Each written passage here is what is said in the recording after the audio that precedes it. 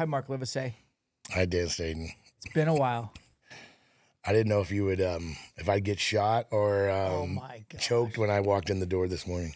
You're a thick dude. I don't think I would mess with you. Do you like jujitsu? I'm getting thinner, though. You didn't even compliment.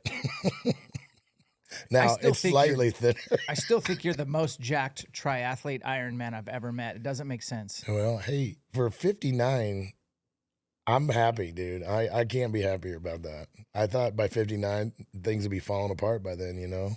I like the fact that your genetics have told you to be a bodybuilder and you've refused to listen and you've become an endurance athlete. And honestly, I'm impressed. Like, how many Ironmans have you completed?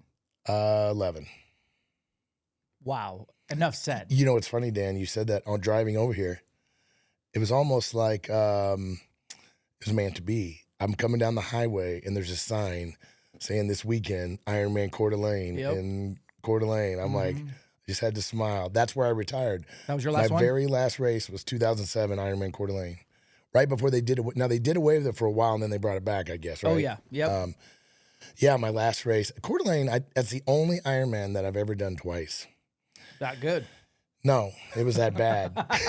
It was that bad. The first one was such an abomination that I couldn't let it stand. I had to come back. But let's be honest, I'm not a skinny triathlete, right? So this race in Coeur d'Alene is a brutal bike. Well, I don't know about the new course, but the old one was real mountainous. Mm-hmm. Well, it destroyed my 178, 90-pound ass, right? And so I had to come back and redeem myself, which I did redeem a little, but it was still bad. So I retired. Still, I like to brag on that because I think I know your genetics and like your type 2B muscle fiber, fast twitch, look like you're ready to just grow muscles, hypertrophy, stand in your underwear on stage and have people stare at you because you're jacked. But then you're doing these opposite, like, I don't know, you're mentally tough. And we'll get into that. But first, you're 59 this year? 59. No.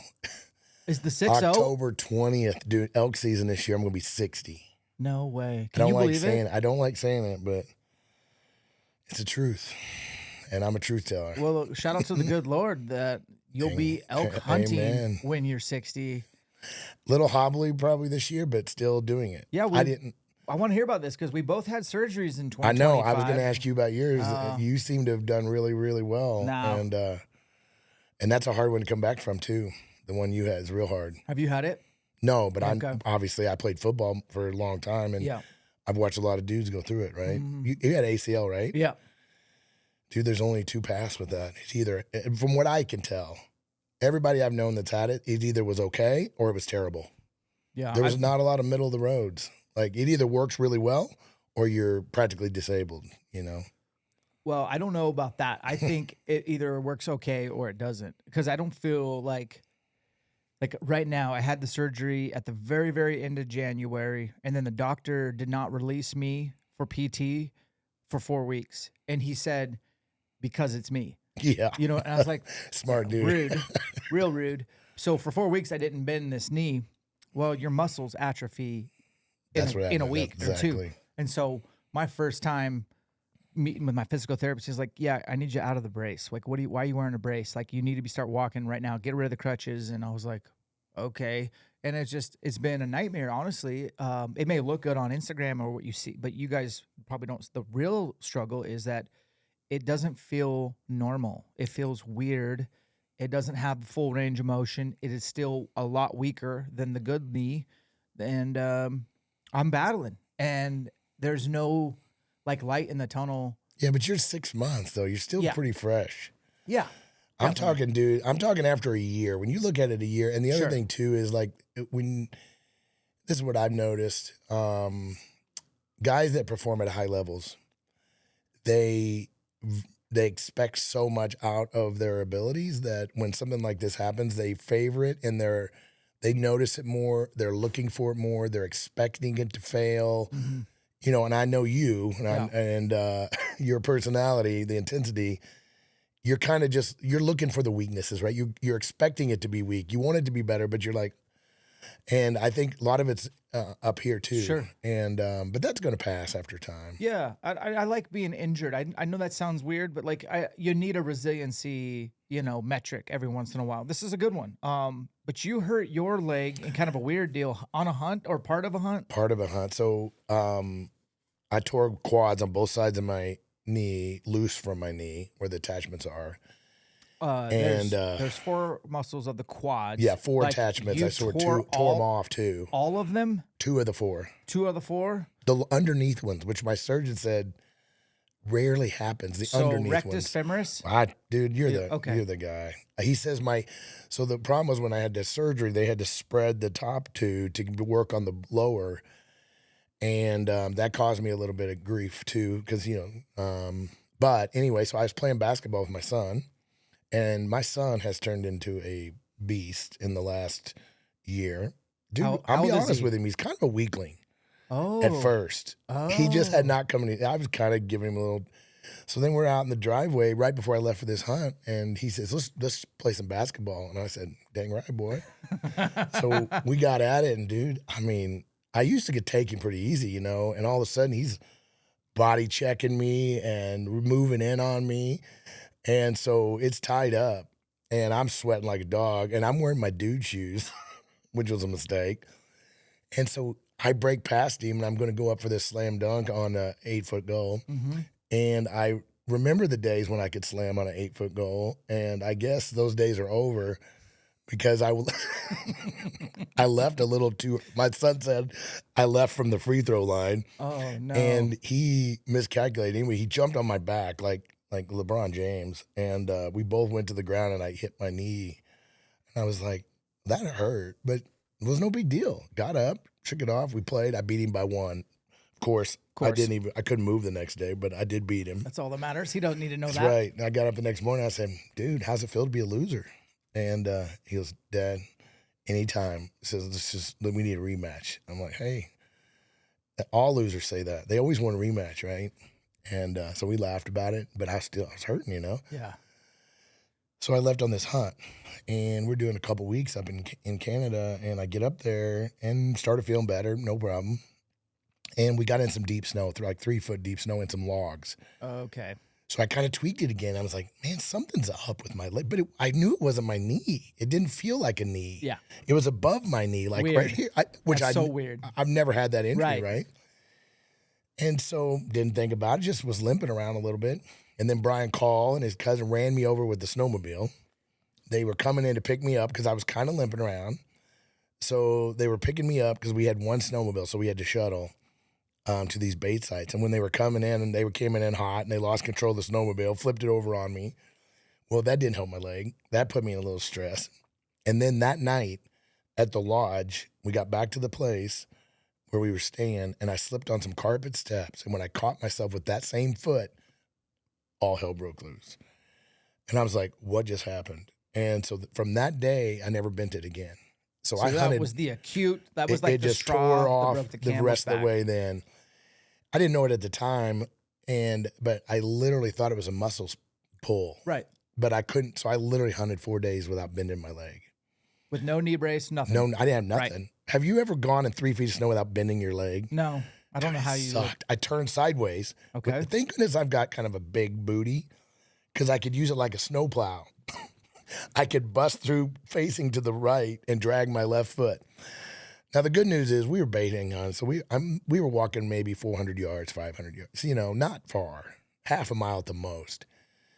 So it wasn't, I got through it, and then I got home, and it just kept getting worse and worse and worse, and I'm like, what is going on? So I would go to the orthopedic, long story, and they're like, dude, we think you tore a quad muscle. I'm quad muscle. I said, look at these quads. Are you kidding me?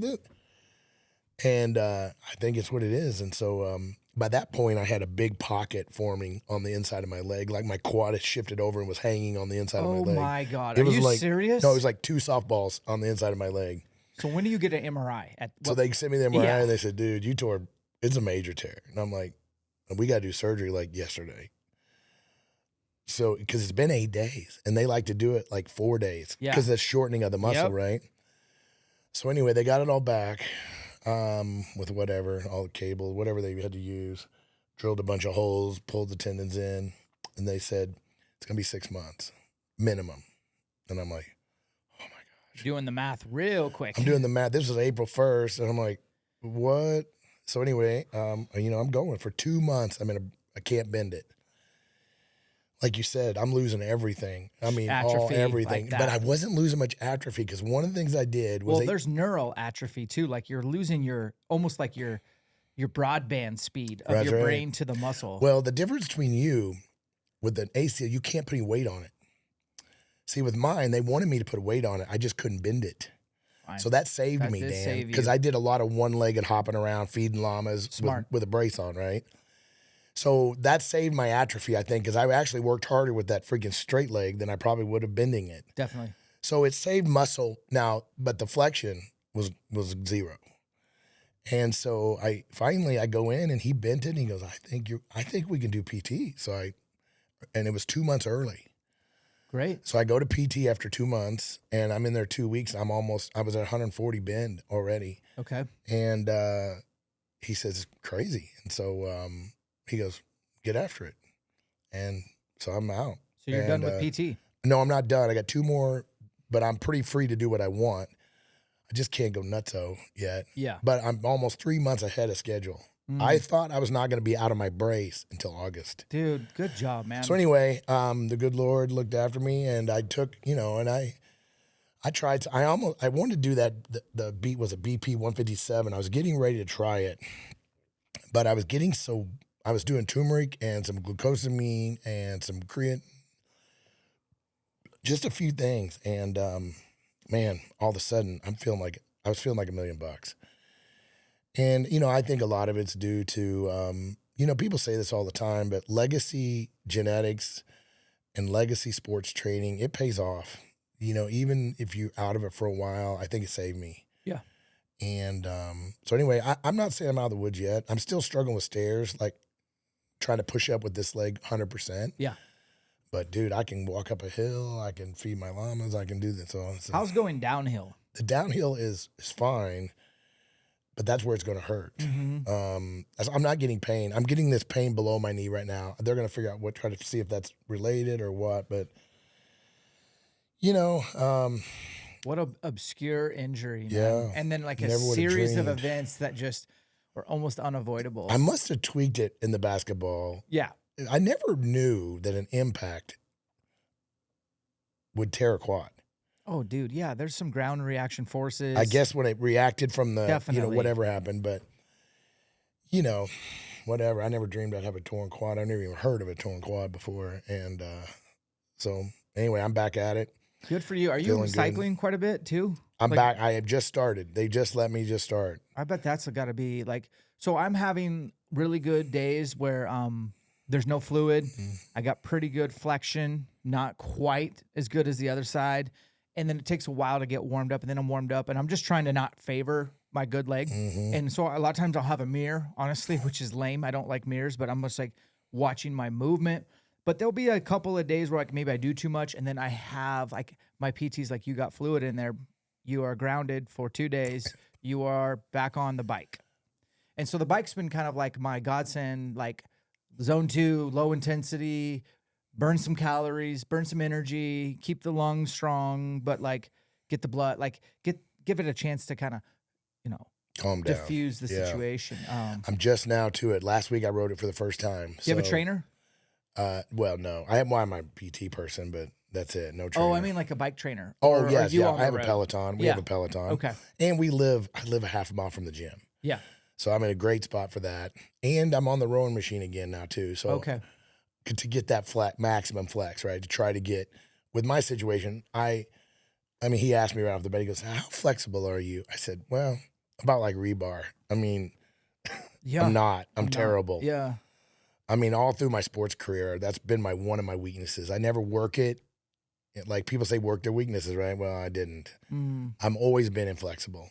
And that's I'm paying the price for that. That inflexibility. But he told me when I was under the knife and I was out, when they stitched it up, he bent it to 100. He bent it to full range. to make sure that the muscle would actually go to that length. That's great. Because I had to shorten it quite a bit from the thing, which is already dangerous because I'm not flexible anyway. Yeah, that's scary, dude. But he did it. It's doing it. So now I want to circle back to BPC 157 body protective compound. Yeah, whatever it is. It's a peptide. Yeah. I ordered some right before my surgery, knowing nothing really if it worked or not, but knowing that I was actually thinking about getting stem cells, going to Mexico, getting stem cells. Like I was really kind of just being Dan. I was being a psycho on the sidelines thinking about every strategy possible. So I bought some BPC 157 and started it the day of surgery. And I cannot remember the source, but I bought it online. And I want to say it took a while to, like, the shipping took forever. And then I had it a couple days before surgery, and then I just had my wife reconstitute it because she was a nurse. And then she ordered me all the needles and everything. And she injected me for like 1 day, and she's like, okay, you're on your own from here on out. So I was doing subcutaneous, and I wasn't doing it at the knee. And I used that religiously for like 6 weeks. And I felt like it was working, but I had nothing to compare it to. And then I reordered more, and I went with a different brand called Peptide Science. And one of my buddies plays professional pickleball, and that's the kind he used. And it's a little bit more of a reputable company, like a legit website. Like it's not like shady, sketchy. And so I get that stuff, and and the very first time I put that stuff in after 6 weeks, I get allergic reaction at my stomach. Like it's just like, looks like I've been stung by a bee for like 10 days. A lot of people say that. And I was like, shit, because I bought 12 weeks worth. It was about $400. I haven't taken it since that day. And then I was talking to my buddy, the pickleball player, and he said he also experienced the same thing, but had to have an epinephrine shot because he had such a bad allergic reaction. And I'm like, I wonder if it's Peptide Science or whatever, because that's both kind we've had allergic reaction to. But my point of all that is I wished I didn't have the allergic reaction to that kind because I spent a lot of money. And two, I think it really made a significant difference. I feel like it accelerated my healing process. But that's all anecdotal. I have nothing to back Well, I've heard that and that's a lot of guys say that. Well, not a lot of guys. Several people have that reaction to it. It's either you do or you don't. Yeah. And I think one of the reasons you probably are having the reaction to this is because it's actually a better product. It's more pure. It's stronger. Yep. And the other one was probably okay, but it wasn't at the level of this other one. That's exactly what my wife said. Yeah, and it finally put you over the top on the hive type generations, it says. And I really wish I'm tempted to try it again to see if I was it, how much discomfort was it? Was it terrible? Yeah, it just was itchy like a bee sting. Man, people say that multiple people have told me the same thing. But damn, I mean, if you want to, I should have just brought it. I could here, you try it. Maybe it'll work for you. I'd like to try it because I want to try it with this. I drug my feet. I guess I could still do it. It's the TB500 combo. So it has TB500. So some people call it the Wolverine stack or whatever, but it's TB500 and the BPC 157 together, paired. Yeah, I don't know. And then I was going to do stem cells, but I decided not against that based on I decided to put all my money towards my physical therapist because he's cash pay and he's like expensive and really good. And I'm actually out of PT sessions, and I told him I'm gonna have to put him on hold for a little bit. You know what I mean? Like I'll probably see him a few more times before hunting season, but worth his weight in gold, right? Like and he checks my Instagram every day. So when people see my fitness stuff, I'm not making it. Well, I always make it to show people, like, I'm hoping it motivates people. Yeah. That's it. But honestly, I'm showing it for Ben Wardell, my PT, because he watches them all and then like tells me that was a shitty movement. Hey, your knee's valgusing there, or hey, that looked really good on the like. So that's why I post that stuff. Right. That's good. You should definitely see your PT like as much as you can leading up to hunting season. But I guess, does that mean you are archery elk hunting this year? Oh yeah. Well, I'm gonna give it a shot. All right. Well, let's hear about your hunt plan for 2025. Yeah, so, I already told you earlier we were talking. Colorado did me a dirty, which it did a lot of people dirty. So explain to people what happened there. So Colorado, you guys know or not, Colorado has now gone to, in 2020, well, they've gone to no over-the-counter archery tags anymore, that was for this year. For this year. And then 2028? So everything became a draw, and it's a first choice draw. Yep. So all the people that typically have gotten Colorado tags can't get them anymore unless they enter the draw. Well, the problem with entering the draw is a lot of these guys have been saving points. Well, they don't want to waste 5 points to draw a 0-point tag. Mm-hmm. So they all are cashing points in. And I predicted, a lot of people predicted it, but it was worse than I thought. My unit, I did I don't know if you saw my new show yet, but I'm doing this weekly show. With Peaks? With Peaks, Thrive. Yeah, I wanted to talk about that, so might as well segue that. Get that covered. Last episode was about the over-the-counter. Over-the-counter is dead, as we know it. Now officially. Now that Colorado and Wyoming have both gone to draw, there's a few, Oregon, Washington, that have some real obscure, crappy. Utah has a couple over-the-counter, but it's not really over-the-counter. You got to get in line, and it sells out fast. Washington does have OTC. They do. But if you want to... If you want to hang out in the woods. Yeah, if you want to go on a picnic. Yep. I mean, they got plenty of some of those tags. So as far as real elk hunting goes. So anyway, Colorado did away with that. And what they also have done is they've put in they were dumb enough. I don't know if dumb enough is the word, but they announced that in 2028, they're going to half the draw tags. So half of the tags that are available for draw in Colorado are going to become random tags. And that triggered people like me. Oh, everybody, me. I had 17 points. Yeah, I had 12 points. I was like, I'm no longer donating money to Colorado. I'm out. Yeah, me and I too. started Colorado with an idea of drawing in 20 to 30 years the northwest corner. Yeah, that ain't happening. And then quickly I was like, and I'll say unit numbers because I don't care. I literally started narrowing my sights to like, okay, shit, I got to go 76. Yeah. And then 76 was like 70. So close. It just kept moving. The bar kept moving. And I was like, I'll go to 49. Nope. And then eventually I was like, all right, I'm burning so I burned 17 points on an elk tag that probably would take 10. On a normal year, 8. Yeah. Well, because you're in no man's land. And I'm just done. 17 points is in Colorado, there's no tags worth getting, in my opinion, at that number. They're either 30 or they're at 10 or 12 in that range. Yep. Everything between there, there's just no tags. I don't know. So in my show, I got so mad about that tag situation that I started doing research, and when I did the research, I couldn't believe what I found. Angry research? Yeah, I was mad. Oh boy. So I looked, and Colorado is very protective of their points. How many people have points? They don't give it out very often. Really? No, and they don't publish it. But what they do publish is this post-draw report, which you can extrapolate from it. So what I did was I ran it through ChatGPT, and old Chat extracted it out for me. Believe this or not, Dan. Now, these are the numbers that I got, and they could be wrong, but I think I'm right. I've had multiple people check them. I sent it to Brady. Let me put it. I sent it to Brady Miller, even had him check it. Say less. And 529 people have 30 points or more in Colorado, right? So 529 people, and they only gave out 37 tags. So it's going to take 14 years. Ain't going to happen.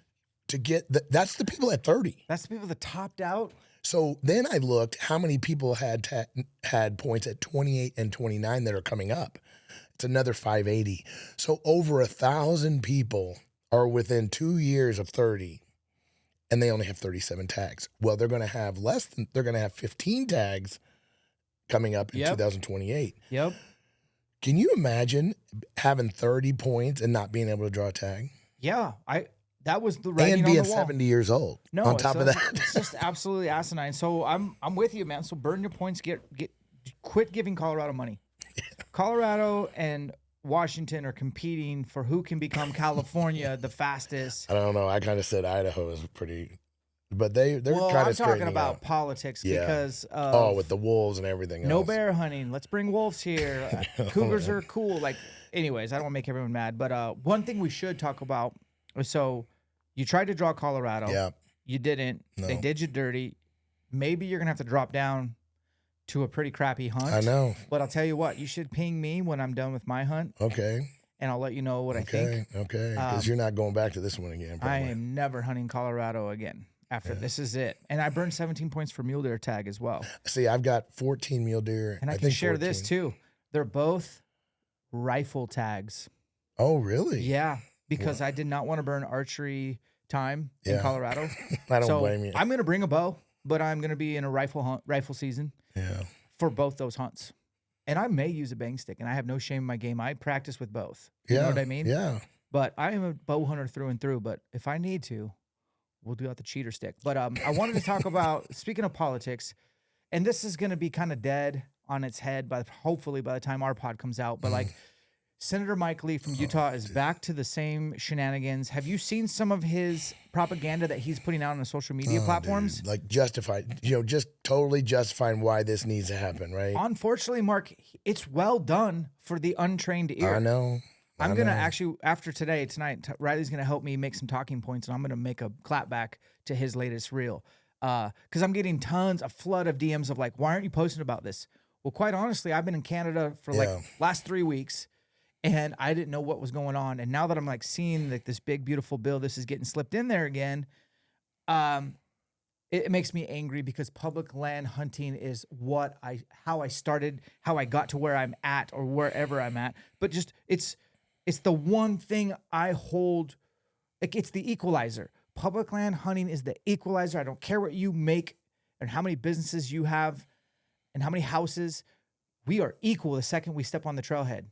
You know what I mean? Well, and I've always loved that about public land. This is where, I hope Mike Lee, it doesn't matter what side of the aisle you're on, both sides don't want to sell public land. Correct. Right? That's the only good news about this situation is that's about the only issue today that Democrats and conservatives can unite on. Well, let's unite on this one. And I'm really pissed off at Republicans for going. Now, there's not many doing it. It's a handful. And I hope that the handful gets slapped down from, like Steve Daines has come out and said, this is insane. Thank you. Thank goodness. And several other Republicans. And their talking point is mainly like building houses. They're not going to build houses. You know what they did was, you saw what they did. They're not going to build 7 million houses. They're not going to build jack. They put a 10-year clause in there, people. They're going to have all these environmental studies. They're going to do these things. And then all of a sudden in 10 years are going to go by. And then I don't know if anybody's read it, but the way I understand it is after 10 years, then it's free. Then it's free for any use. Exactly. So basically they just got to wait 10 years and then they can do anything they want with that land. And what do you think they want to do with that land? Yeah, it ain't going to be building low-income housing. I can guarantee you that. It's monetization. Well, unless it's a Section 8 type housing type stuff like slumlord housing. Sure. And it's in a place that it's like really remote, like utilities, everything about it's going to be bad. And it doesn't matter. It doesn't matter. We cannot, this is what I say about gun control, guys. Everybody, I'm not all excited about the average Joe carrying around a semi-automatic 50 caliber rifle, right? Correct. But you can't give an inch, folks. You cannot give an inch because when you give an inch, you say, well, this makes sense. Let's do it this time. Let me tell you what's going to happen. You open up Pandora's box, and there will be no end to the sale of our lands. There'll be no end to it. Just like unfortunately, it's just like guns. If you give an inch, they're going to take a mile, and that's what's going to happen with public lands, in my opinion. Same thing with guns. I mean, there's some guns that machine guns and things that maybe people shouldn't have, but the reality is I can't be for it because I know what they'll do. Well, the precedent would be terrible. I remember living in Washington and contacting a gal who I probably voted for because she was very conservative. Her name's Kathy Rogers McMorris or something like that. I think she's out now, but she's like a rancher, Colville area, northeastern Washington. She was always like, got my vote because she like represented that kind of vibe. And then I come to find out that she's like on board. This was years ago of like, yeah, we need to sell off some of this Washington state land. And I'm like, I got on the emails and called her and everything before there was a howl or anything. Like I had to look shit up the old way. And I got a hold of her office and I got a reply back from one of her, people, handlers. And it was just this justification of why we should be selling the state land. And I'm like, I freaking hunt that land. Like, no, like that land is where you can get firewood or you can just go for a walk and not be trespassing. And so you're right. Like you open up Pandora's box and you can't give an inch. And I mean, the gun control thing, especially when there's all these shootings and terrible things happening and assassinations, and it makes you feel like maybe giving a millimeter or two, right? That's right. But you're right, you can't. Can't. And let's be honest, the public land's the same thing, guys. It's not the gun, unfortunately. Just like drunk driving, it's not the car, it's the people. We got a people problem in this world right now, right? We've got evil, ugly, non-Christian, low moral people that are getting into positions where they should have never gotten. And we're dealing with repercussions of that. Well said. And it's on both sides. Guys, I mean, I'm not going to sit here and tell you that conservatives and Republicans are winning, because this whole land thing, both times have been Republicans. But at least the Republicans, one thing that I have to give them credit for most, like I'm assuming you are, me and you both. I don't want to say the word Republican. But when we see something that's stinky, we don't just drink it because it's our Kool-Aid. When Mike Lee starts that, I can't tell you how many messages I personally have sent Mike Lee. Same. Just every time I see a post, I'll send him a message. Now, I'm sure he doesn't read it, but it doesn't matter. If that just keeps flooding and keeps flooding and keeps flooding. But it would be real easy to be like, lockstep, well, that's what conservatives want, I'm going to vote for it. No. And I do have at least some pride in the conservative movement that they're not going down like that. They're not going along with Mike Lee that I know. I don't know a single person that hunts and fishes that's going along with just because he's a conservative. No way. But I can't say that the case for the other side. When they come forward with some crap like men can compete against women, and they just go along with it because they get told to go along with it, that makes me angry. Because it's wrong, it's a bad idea, but you still do it because you were told to do it. So I think that conservatives, if you're standing up for this because you're an idiot, I'm just going to say it. You need to stand up for, this is a mistake to sell these lands 100% in every way possible. And I hope that the feedback has been, and Mike Lee has opened his mouth on a couple other things that he's in trouble for too. So maybe the combination of everything will quiet it down. But here's the problem is, it just came up and got knocked down, and then it came back again. So it's going to keep coming. So we've got to stay diligent on this. And I was a little annoyed with that. Honestly, I was like, I already made some comments and some posting about the first round. Now I got to go, when we're done here, I got to do a dedicated, and people will see this ahead of our pod, but I'm going to do a dedicated rebuttal to Mike Lee because I'm going to maximize my platforms. Yeah, same here. Again, I don't care what side of the aisle you sit on. I'm not given an inch when it comes to public land. Agreed. I don't want to hear about any narrative. I don't want you to spin it that it's for this, for that, for the other. It doesn't matter. We do not sell public lands. For any reason. The end. And guys, if you're on the other side, okay, because I know there's a fair amount of hunters that are. It's shocking, but there are. And that's fine. Hey, if we ever unite on one thing, let's do it now. Mm-hmm. We can go back to fighting when this is over. Absolutely. If I kind of like a good fight. So, but let's get this taken care of. Definitely. as a common goal, and then let's go back to duking it out. I'm with you. That's great. All right. So you're not hunting Colorado this year. No, not hunting Colorado. How else did you do? I got an Idaho tag. I got in line, got my tag. It's not the awesome tag. When you went in line, did you drive there? Because we can share that now. Yeah, those days I are drove gone. there. Did you have a podunk gas station? No, I actually did it in Missoula, Montana. Most people didn't know it that nice. happens. So that's a secret that now is out, but you can't. You went to a vendor that sells Idaho tags. Nice. Yeah. I got there at 3 a.m. Were you the first? I was the first one. Well done. And what time did they open? Well, they opened. Oh, the store. It was Cabela's or whatever it was. So they opened right at. Well, they opened like at 8, so we had to stand in line in the store till 10. Okay. So it's funny, the same 10 dudes every year. So we kind of becomes friends. It's like our annual meeting. That's great. I used to, the Idaho deal for me was, I've said this on the pod before, but I want to, it's fun to share it with you. There was a year where, so I've done this forever, drive to Idaho, buy my elk tag at a gas station, hunt my ass off, kill an elk, get it out, get it hanging in my meat locker at my cabin, drive back to town, to the gas station. I did the same thing. It could be like September 22nd. Yeah. I'm buying another tag. I got 8 days. I'd buy another tag. That wasn't that long ago. No. I remember the year, Mark. It was 2018. I went to the gas station to buy a second tag, and the lady said to me, I think you just got the last tag. And I said, what? I've never heard. And so that next year, 2019, I went and bought my tag, and then I waited for the second tag to come on sale, like August 5th or something, and bought 2 elk tags ahead of time. And then I didn't even kill an elk with either one of them in 2019, but I had 2 tags. And then 2020 is when the shit show began of the online thing. And I successfully bought a tag through their online thing. You did? I did the first year. And then the second year, I went to this Podunk gas station. Back in line again. I was first in line, got my tag. Second year, Podunk gas station, got there at 6 in the morning. There's 2 dudes in the gas station wearing Kuyu at 6 in the morning. I'm like, shit. I talked to them, and then those guys were cool, but they totally screwed me. They bought tags for everybody in their circle. Yeah. And I did not. Took a while. Took forever. I couldn't get my tag I wanted that year. Still got an Idaho tag, but didn't get the one I wanted. The next year, I beat those guys. The next year, I noticed that the gas station started doing a waiting list.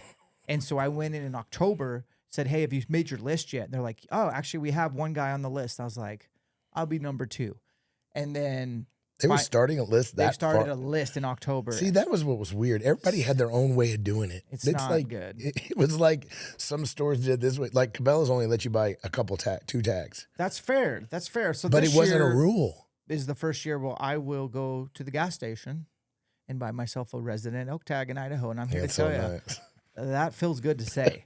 But I have been in the other shoes, and it freaking sucks. So I'm glad to hear they're going to a draw. I don't know if I am, because I had a sweet little setup. But again, it's self-serving, Dan. I mean, I say that. I'm putting self-serving aside. It's good for those. It's the right thing to do. Because I'm tired of people flying in. Also, I know there's shenanigans of like some vendors will let you like buy your way to the front of the line. Or I heard that too. I've heard that too. All that kind of stuff. So no more of this, that, the other. Shady tags. People buying 15 tags. Yeah. And taking an hour and a half. Yeah.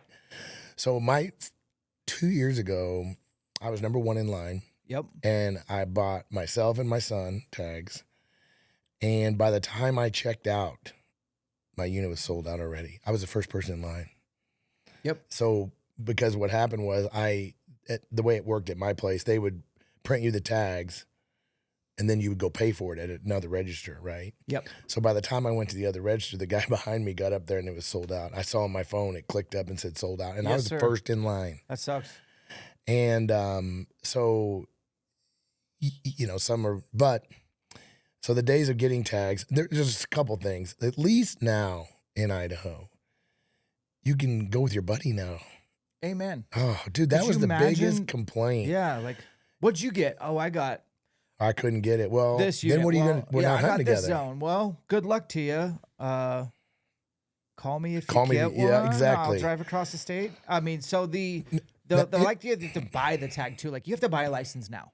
Yeah. Like a non-refundable, almost $200 hunting license just to put your name in the hat. I love it because you know what? I'm talking to all you guys that are thinking about should I or should I? You should, because if you don't draw your elk tag, you take that hunting license, you go to the gas station, and you buy yourself a $40 non-resident wolf tag. You grab your Fox Pro, you grab your long-range weapon, and you plan an awesome wolf hunt this February, this March in Idaho, and help us out with our predator problem. Or bears. I didn't say bears, I know you Mark. don't want to give bears. No, but I'm cool boys. with bears too. And mountain lions, like put in for a hound handler permit or buy an outfitted hunt for a mountain lion. Like, put that hunting license to use. Yeah, exactly. I hear you on that. But even now though, Dan, the way getting in line, you had to have your hunting license anyway, so it really hasn't changed, right? Is that correct? Well, I can't remember. You have to have your license when you get up to the counter. You have to have your hunting license ready, you right? could add your license if At you're the time online. Yeah, okay. You could add the license. But if you were going to be like in person, it made sense to just get your hunting license. I always did because I didn't want any problems. When you I just got don't up want there. problems. But for those online, I think they could have just added to cart. When they're there. So that's going to be a big change then. So but I do think Idaho will get some more revenue out of this, and at least now you can put up to 4 guys on an application. It's funny how Idaho comes out. One of their selling points was, and we're not going to charge you any 0 application fees. I'm like, really? You just charge them a $200 application fee. Oh, they'll add an app fee down the road, guaranteed. Well, it doesn't matter. They're selling a guaranteed hunting license. And they'll still add one, mark my words. And they've got one of the most expensive hunting licenses in the West. Absolutely. And folks listening, don't forget your stupid archery permit. That's $80 for you non-residents. I've almost forgot that every year. And I met a guy who got a ticket last year for not having that. Yeah. So get that permit. Read the regs, man. I was reading the regs in Colorado, and I started a document on my phone because people like me that get in trouble, you'll hear about it. So, and this is like me and Mark just going down every rabbit hole. Okay, I need to buy a habitat stamp. It's not included. I got to go buy one. I need an off-road vehicle sticker for $25.25. There's no reciprocity for my plated anything. I have to have 500 square inches of hunter orange. Even if I'm bow hunting, I need to leave evidence of sex on. No loaded guns in the UTV or truck. That's pretty straightforward. If you're going to shoot from the road, you have to be 50 feet from the center line of the road. Yes, I wrote that down. Cellular trail cams are not legal. No drones. You're talking about Montana. I'm talking about Colorado. Oh, Colorado. Because I'm going to Colorado. I started like reading Montana the regs right now. You just sounds like you're here's the other one. Sign and date the carcass tag immediately upon kill. So now I got to pack a ballpoint pen. I would have not done that. And attach it to the hind quarter. But like, I literally do this for every state, even though I've hunted Colorado before, because smart move. I have to. I'm trying to not make a stupid critical. Try not to make a headline. I don't want to make headlines. You know what I'm saying? So, okay, so you got your elk tag. I have Idaho deer and elk. I got both. Nice. And then obviously I have my Montana. And I was counting on Colorado. So did you put in Montana draws? Or I did. I didn't draw anything. Okay. I didn't go for anything I normally go for. I just wanted general. One of the problems with me in Montana is I have some friends that like to come to Montana hunt with me. Mm-hmm. I'm kind of a solo guy most of the time, like you, but I do hunt more now that we're filming more hunts too. So when we start putting in for these permits, it messes things up because you can only hunt in Montana. They changed the rules recently, which sucks for residents, but when you draw a permit, you can only hunt that unit now, right? Yeah. Which sucks, kinda. Used to, we could do everything. So for archery season, you got to stay in your special zone and stay the hell out of general. I don't know. I love it. They're not giving the residents any love, but which is a good move. I'm sorry, your $7 elk tag. So how much is your elk tag as a resident? It's like $20. Oh my God. It's like 20. I paid $1,000 or whatever. Well, I got the combo, but yeah. Okay. Hey, so, we're all a non-resident somewhere, right? That's right. Okay. And I'm not anti-non-resident because I hunt more non-resident tags than I do resident tags. Same here. Yeah, I mean by far. Yeah. So I usually try to have 3 elk tags a year, but right now I got 2. But I am on the list for a couple landowner tags I'm looking at. Guys, here's the bottom line. I just did my last show was on this exact topic, the death of the OTC tag, and I don't like the idea of buying freaking landowner tags. But the reality is, it's about the only way to get tags anymore on a multiple tag basis. This clip is going to be clipped and put on the guys that hate me the most. So I'll just tell them right ahead. Go ahead and clip this. Put it on your little page. Steve Rennell's brother with the llama guy. You know what I'm talking about? Oh yeah, I know who he is. You mean the guy that has the fake llamas? Yeah. Really? Guy, let's be honest. Those aren't llamas. What are those? They? Are like junkyard dogs. Those are flea bags. Now you're definitely going to be on there. I love it. Those are not real llamas. Those are llama wannabes. Well, him and I, we've emailed back and forth. I told him I'll do your pod, but it's got to be in person, like straight up, like man to man. I ain't gonna do it on the and you're not gonna Rennell interrupt me. Like you're gonna talk, I'll listen, then you'll stop. You'll listen, I'll talk. I haven't heard from him since. I'm just kind of kidding, but I can't get too anxious about anybody who has llamas. I got to be supportive, kind of. But look, man, you're saying there's a demand, there's a supply, and you're saying like everyone is upset because the hunting opportunities are going down, et cetera, and they want to point the fingers always at the social media. They always do, but that's not reality, guys. No, that is part of it, for sure. I'll never, ever it's not all say the that. picture. But like, I know for a fact that when I started elk hunting in 2001, there was X amount of people in the United States.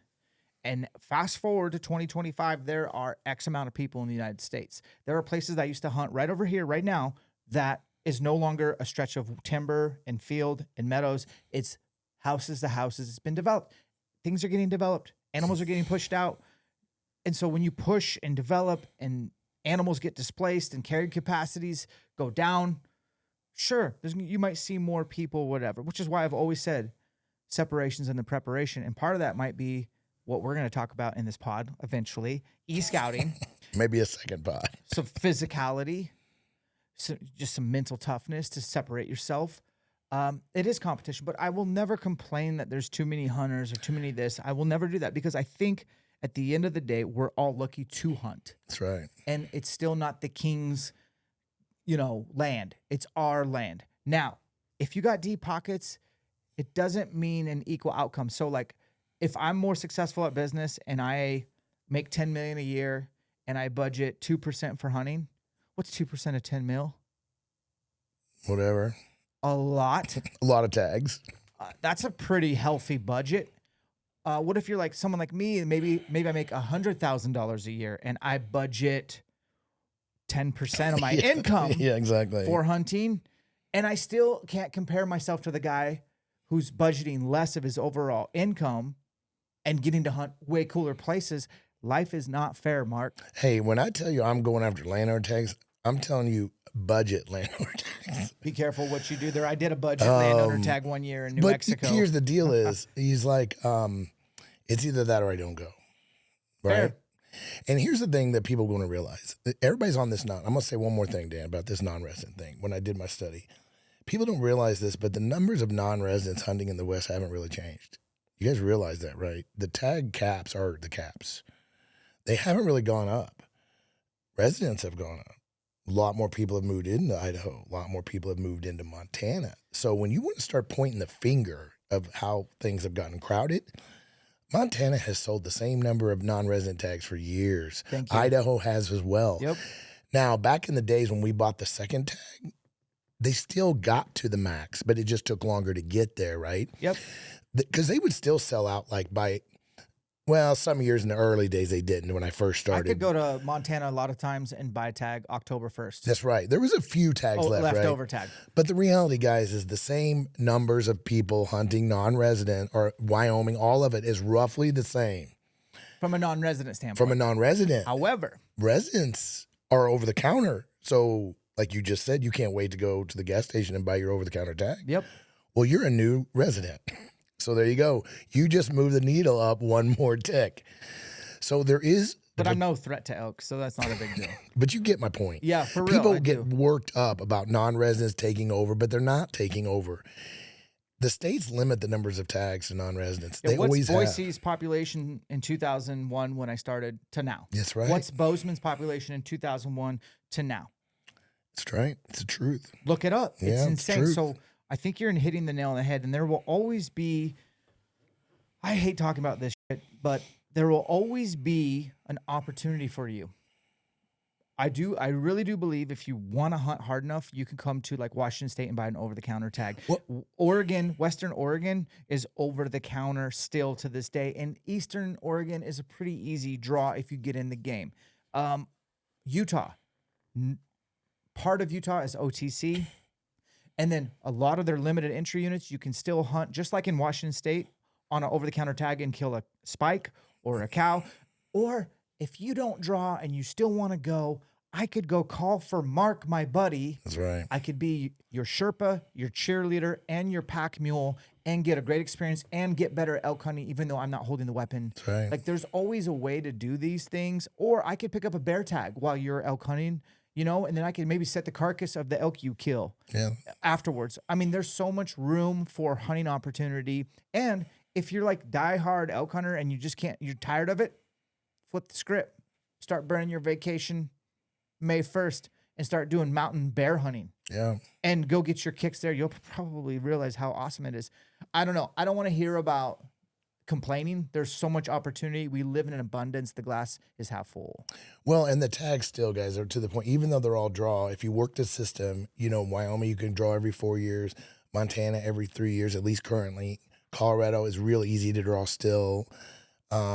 you can still get in the mix. Definitely. You just got to think about it ahead of time. Now, there ain't going to be like this, oh, I'm going to go elk hunting September 1st and you buy a tag. Not going to happen. So you got to put some thought into it. It might be a multi-year, I talk all the time about a 3 to a 5 year rotation. If you get in that rotation, you start playing that game, you're going to get an elk tag every year or almost every year.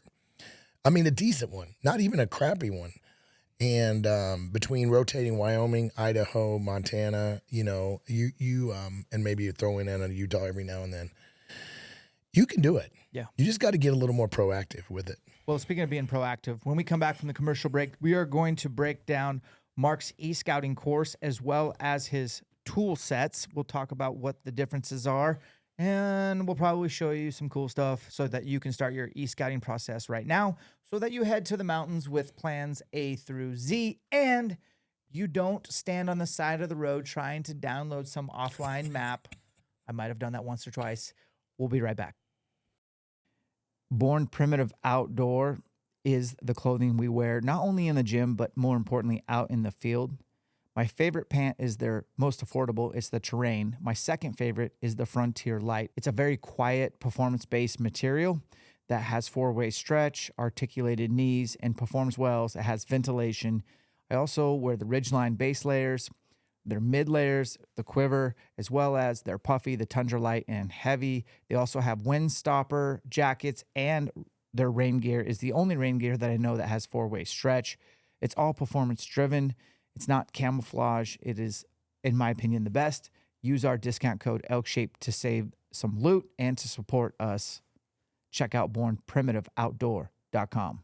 Guys, do you have a health savings account? I do, and you can use that card to purchase sheep feet, which will help save your feet. Everything starts from the ground up. Sheep feet are orthotics that you put in your boots. So you take whatever comes stock out, put those in. It's suited, it's custom, it's tailored to your feet. Then you'll transfer energy more efficiently and avoid neuroma, plantar fasciitis, hammer toes. You'll just have a better backcountry experience and transfer more energy. When you sign up for Sheep Feet, they send you a mold in the mail. You put your feet in the mold, return label, send it back. Within a couple weeks, you'll have your own custom orthotics that you can put in your training shoes, your hiking shoes, and your hunting boots. Head over to Sheep Feet to learn more. Discount code ELKSHAPE will save you loot. It's the best money you'll spend. Vortex Optics out of Wisconsin. This is a veteran-owned company that has arguably the best warranty in the business. Their VIP warranty covers you in case you accidentally break something, no questions asked, and that warranty follows the product. My go-tos is the Viper 3000 for rangefinder, the UHD 10x42s for elk hunting, and I actually take the Mini Razor 56 mil on all my elk hunts because it weighs nothing and I can digiscope and get great footage, great photos of game in open country, and it weighs nothing. They also have soft goods, great apparel line, great sunglasses. Discount code ELKSHAPE will save you some loot on the soft goods. We are honored to be working with Vortex since 2010. 2006, I met the founder of Wilderness Athlete and been taking their supplements since. Hydrate and Recover Energy and Focus are staples in the backcountry. Creatine, HMB, plus their post-workout BCAAs is a staple in the off-season. Also, I'm in my 40s. I rely heavily on their joint supplements that have glucosamine, sulfate, chondroitin, turmeric, plus I take their collagen peptide. Check out wildernessathlete.com for better results, faster recovery. Throw the discount code ELKSHAPE to save 20%.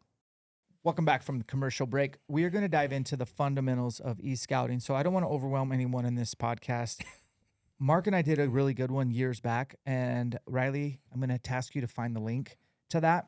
And the cool thing is the discount code ELKSHAPE still works for the Treeline Academy, which is a 2-year-long endeavor that you'll have access to. And you can even renew at a discount, which is great. But Mark, I basically hate you for coming up with this, but I also love you because this will help a lot of people actually create a plan and know, hey, there's no elk here, on to plan B. And, oh, I have a plan B. Oh, and I have it in writing. Yeah. Because you're not going to remember all this. Man, Dan, you actually remembered a few things even from the days. I still practice a lot of this because I have a tag in Idaho. Don't hate me. I have an elk tag in Idaho. In Colorado. I know you're going to rub it in. Colorado, Montana, Utah. Oh, you did good this year. New Mexico. Oh, no wonder you said you're going to have to do something special for your wife. Absolutely. So I have to have a lot of hunt plans because I can't remember all this stuff. Well, not only that, you're going to new places, I'm assuming. Yes. And I'm a new place guy. Never been to before spots. And that's really, so. It's exciting, right? Yeah, but I love it. Overwhelming. There's nothing that makes me more excited than going into a place I've never been. Yep. And killing an elk. There's just something magical about that, right? Yes. Going back to your old haunts, there's nothing wrong with that. And I've done it a few times, but it's just like kissing your sister. It's cool, but here's one thing I would suggest, and this is like a pro tip. The second you get back from your hunt, go back to e-scouting and go look at all the stuff that you almost saw with your own two eyes. Your boot leather almost got you to, and you wondered what's on the other side of that mountain, but you never made it over there. Your e-scouting will be accelerated when you go back to where you just were and check out the couple little places you almost got to, and you'll be able to identify these things a lot better and know what the terrain really does look like. I promise. E-scout postseason. I'm not going to repeat that tip. It's something that I do religiously. Well, that's funny you said that, Dan, because I've changed something since the ELKSHAPE days when we used to teach this at your camps.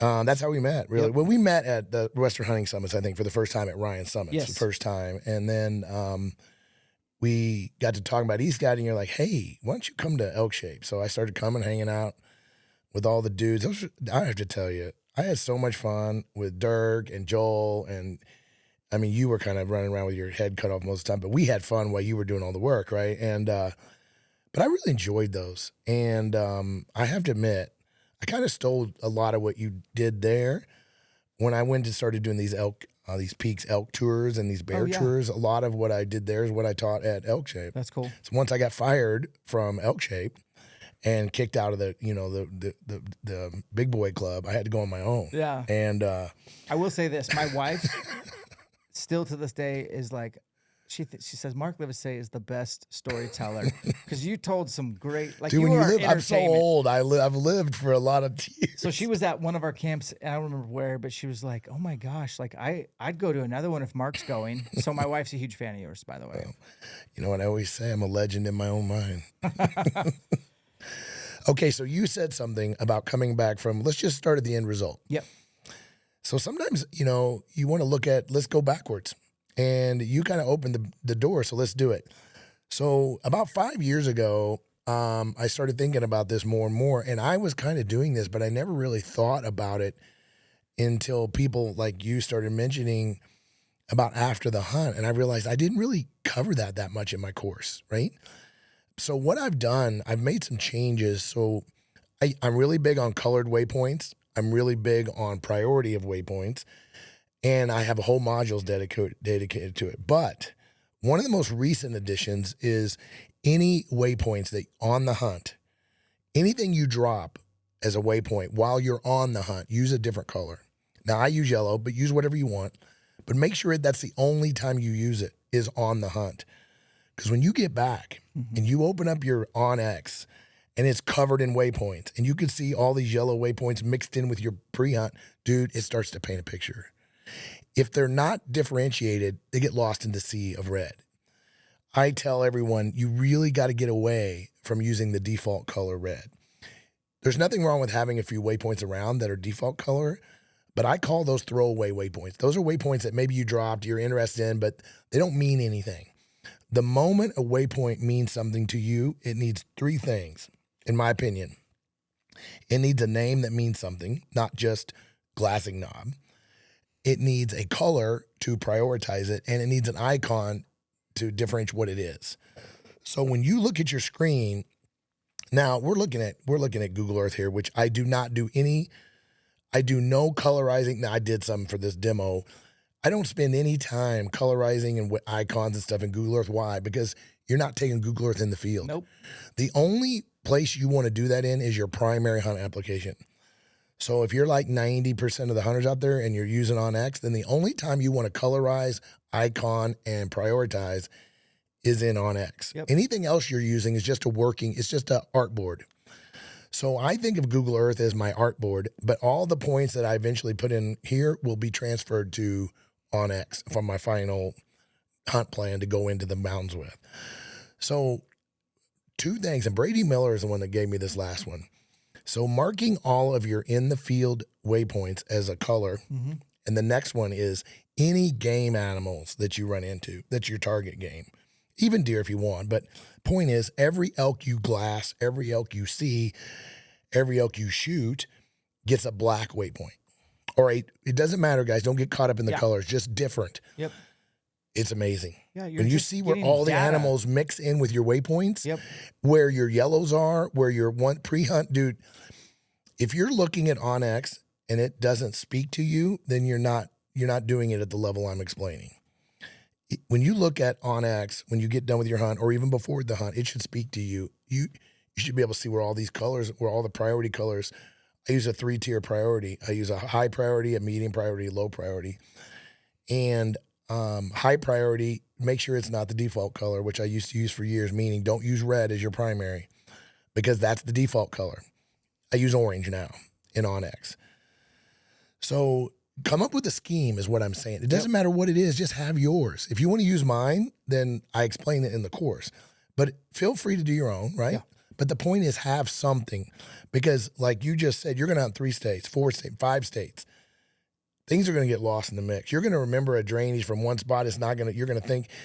So having this color coded and the good names and the good priorities, guys, I cannot tell you how much it will change your game when you start doing it. Yep. Once you commit to a quote legend and, every map you've ever read has a legend.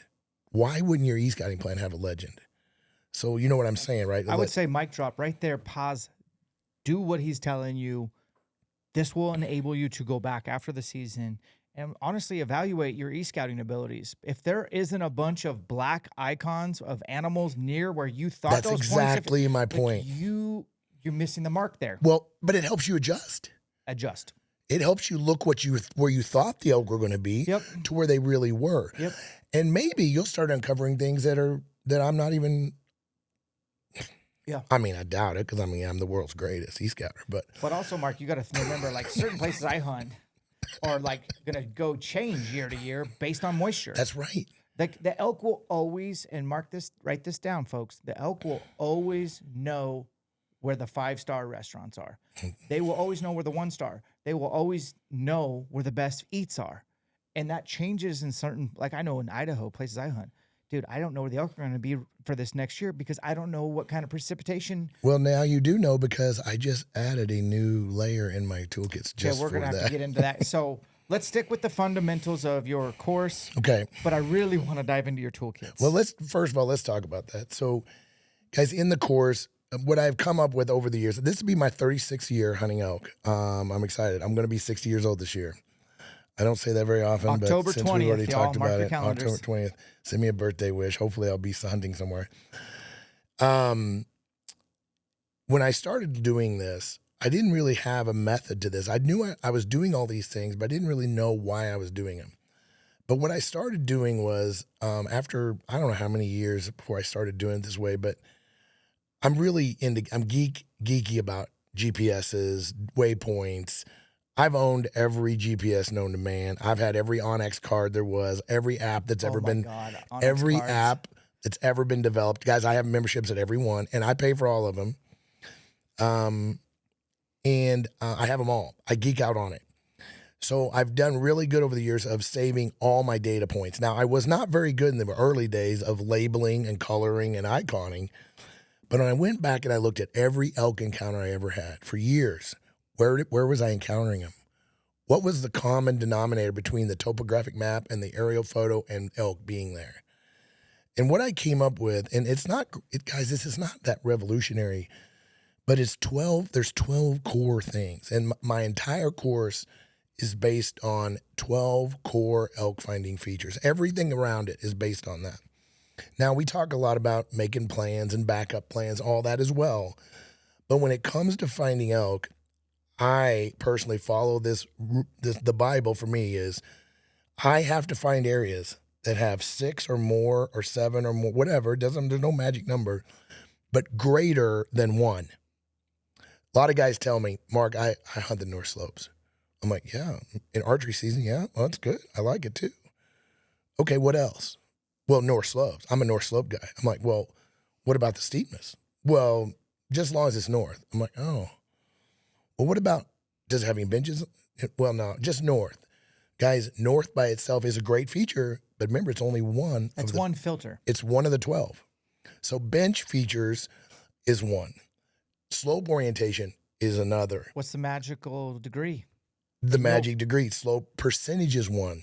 What do you think that? 15 to 19 Thank for you. elk. 15 to 20 in that range. Guys. We're going to give away some nuggets on this pod. Yeah. Now, I'm going to be honest with you. My thoughts on this are changing because you mentioned it earlier. If you're hunting an area, guys, write this one down. If you're hunting an area with a high predator population, you need to look steeper slopes. Amen. Elk love to migrate to steeper slopes when they're getting pressured by predators. Now, when I say predators, remember, it's the same with people. Yep. Colorado, everybody says, man, I'm having trouble finding elk. There's people everywhere. There's more elk in Colorado. They say there's 300,000 now in Colorado. There is. There's more elk than ever before, and people are saying they're seeing less and less. And why do you think that is? It's because they're going to places where they normally have not gone.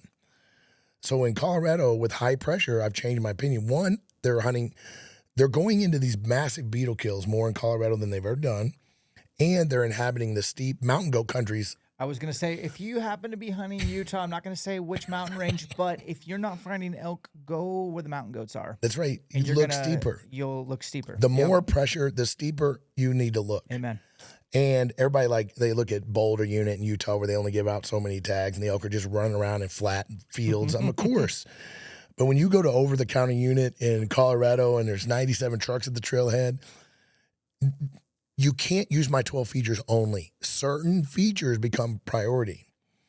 High pressure, I'm just telling you one, is high pressure from either people or predators will do it. And I've noticed this bear hunting. So in bear season, when the elk are all, just shedding and just growing, they're hanging out in these places where we're glassing them and we're like, how did they even get there? It's so gnarly. And everywhere we look, there's a wolf or a bear or something. And these cows are figuring out that they got to get into these really gnarly places to avoid predators. Now, they're still not able to get away completely, but it's their best chance. If they run around down the flatlands, they're going to get eaten. So high predator, look higher. We got kind of distracted. So no, that's really good. Those are good tips, man. Damn good.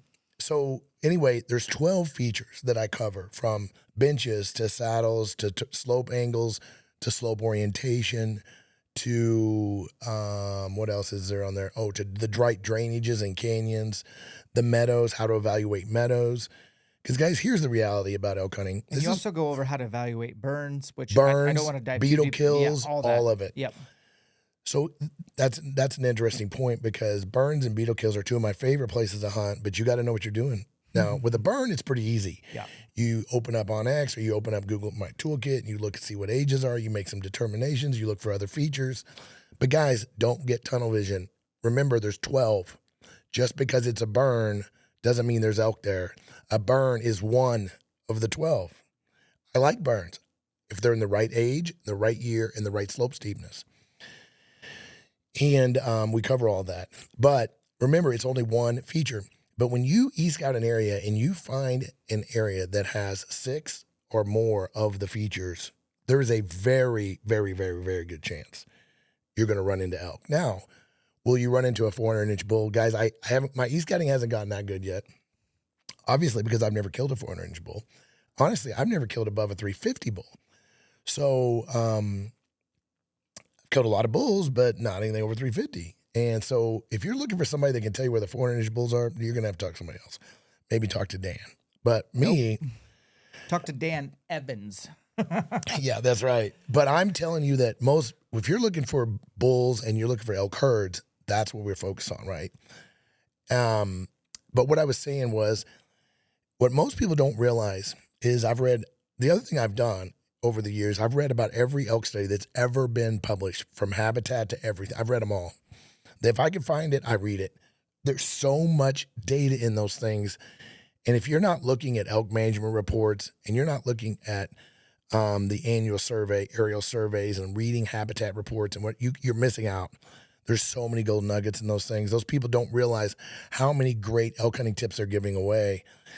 When you talk about moisture and what plants are growing, what vegetation's at what altitude, and all these things, it's really eye-opening. But anyway, point I'm trying to make is, if you look at all of the habitat in the West that is considered excellent for elk, okay? Most people think there's elk. No. Elk only inhabit 10% of it. It's unbelievable, really. Right. Look at when you go into the Frank Church or you go into the Bob Marshall, and you go into some of these places, they're epic. It's the most amazing habitat on the planet, and there's no elk or very few elk. So just because it has the right habitat doesn't mean there's elk there in the West, guys. It doesn't mean that. There's not an elk behind every tree. And so what you do with these 12 features is these are the things, these 12 things are what I have figured out, or what I think. And this is, again, this is my opinion. Take it or leave it. But now I have multiple thousands of people that have taken my course. I'm up to 8,000 now. Okay. And the testimonies have been unbelievable. For people that have found, it kind of makes me mad sometimes, the pictures I get. Because these guys are killing bulls way bigger than I've ever killed. And they're saying things like, they were right where you said they were going to be, right? And so, guys, I know this works. But you can't just look at good habitat. You have to break the habitat down and find habitat that has these features. You know, if I find a place that has 7 or 8 of these, oh man, I'm like, I know it's money before we even get there. Mm-hmm. So why, the reason that I've gotten good at this, if I have, it's because I'm always hunting new areas, like kind of like you, right? I'm a new spot guy. Yep. Now that hurts my success rate. I'm just gonna be honest. There's a lot of reason to go back to an area you've learned and and you kind of pattern some elk. The guys, that is a very winning formula, right? That's just not my way. I'm 60 years old. I've got a bucket list of places I want to go. There's nothing that excites me more than e-scouting a spot, going into it, never been there before in my life, no boots on the ground, no nothing, and hunting elk. That's what floats my boat. And if I kill an elk, that's even more, that's icing on the cake. So I break down all these places for these 12 criterias, and then I start comparing them. So like you said, plans, when I'm going on a 7 or 10 day hunt, I have 4 or 5 areas that I'm always. And what's really hard in the beginning when you start e-scouting is you're like, oh, this is the spot. This is it. You've got to fight the urge, guys, to become too invested in your number one quote until it is your number one. The more you work on it, the more you analyze it, the more you study it, you might find that your number 3 is actually looking better than number 1. But if your mind keeps saying number 1 is number 1, then you just kind of self-defeating yourself. Yeah. It's really hard, guys. I know when you start finding all these exciting features and you're like, this is it, this is it, this is it. But try to keep an open mind. And what I'm also saying is don't shortchange all of your options. Like, don't put all your work into hunt area number 1 and ignore 2, 3, and 4, because you might need 2, 3, and 4. No, you probably will. Let me do this, Mark. One thing about e-scouting that I like is that there's only so many available hours in the summer leading up to your hunt to spend with your family. That's right. And there's only so many hours to make sure you go through an audit of all your gear, upgrade what you can afford, shoot your weapon, dope your weapon. Maybe you get time to do one scouting trip. I know I have only one this year. That's it. It's limited to 3 days, and I'm using some family currency to do that 3 days. And I'm just mainly going to go change out trail cameras, get some boot leather. But my point is, all my family's in bed at 10 p.m. And all my family doesn't wake up before 7:30 a.m. I do a lot more unlimited reps scouting in my underwear, in my office, before I go to work and after everyone goes to bed. And it doesn't disrupt the family flow. You guys have to be vested in e-scouting. It doesn't take away from your family, and it gives you more confidence, and it maximizes your time. And let's be honest, you are taking time away from your family, taking time away from your job or your business that you own. You are burning resources, gas in your car, the tags. I mean, there's a lot riding on a hunt. And so to half-ass the most important part, does not compute with me. Mark, will you please quickly go over your module names and just give us a 1 sentence per, so people have an overview of your course before we switch to your toolkits? Okay, so we'll cover, I might stop on some of these, but I might not, just for essence of time, right? Because I want to make sure we've got time to get into some nuts and bolts for people to help.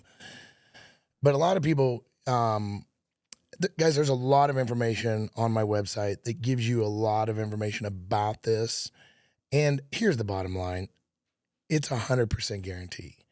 I do never want to think, Dan, that somebody bought this course and it was like, well, that's too much, or I already knew all that, or that didn't move the needle for me. Mark, that's whatever. never going to happen. I'm just saying. I took the course. That's never going to happen.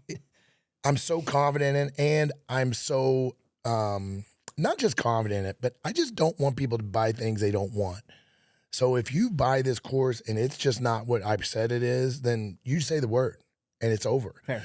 So try it. You just try it. Now, again, guys, you're going to be overwhelmed. I'm just going to tell you.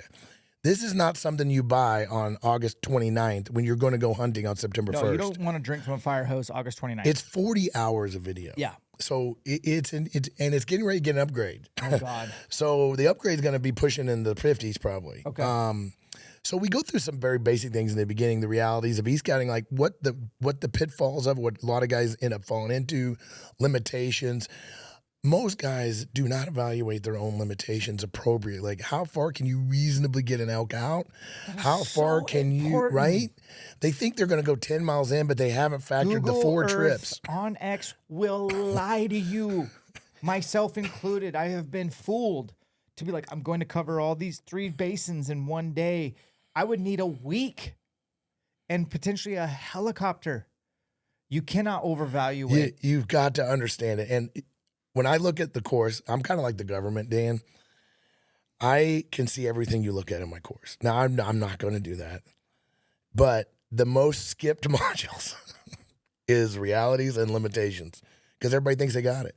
You don't. They think they understand it. I don't. Right? You don't. And then I go a little bit. Now, guys, this gets outdated real quickly, right? Yeah. States, methods, applications. I do a little bit of that.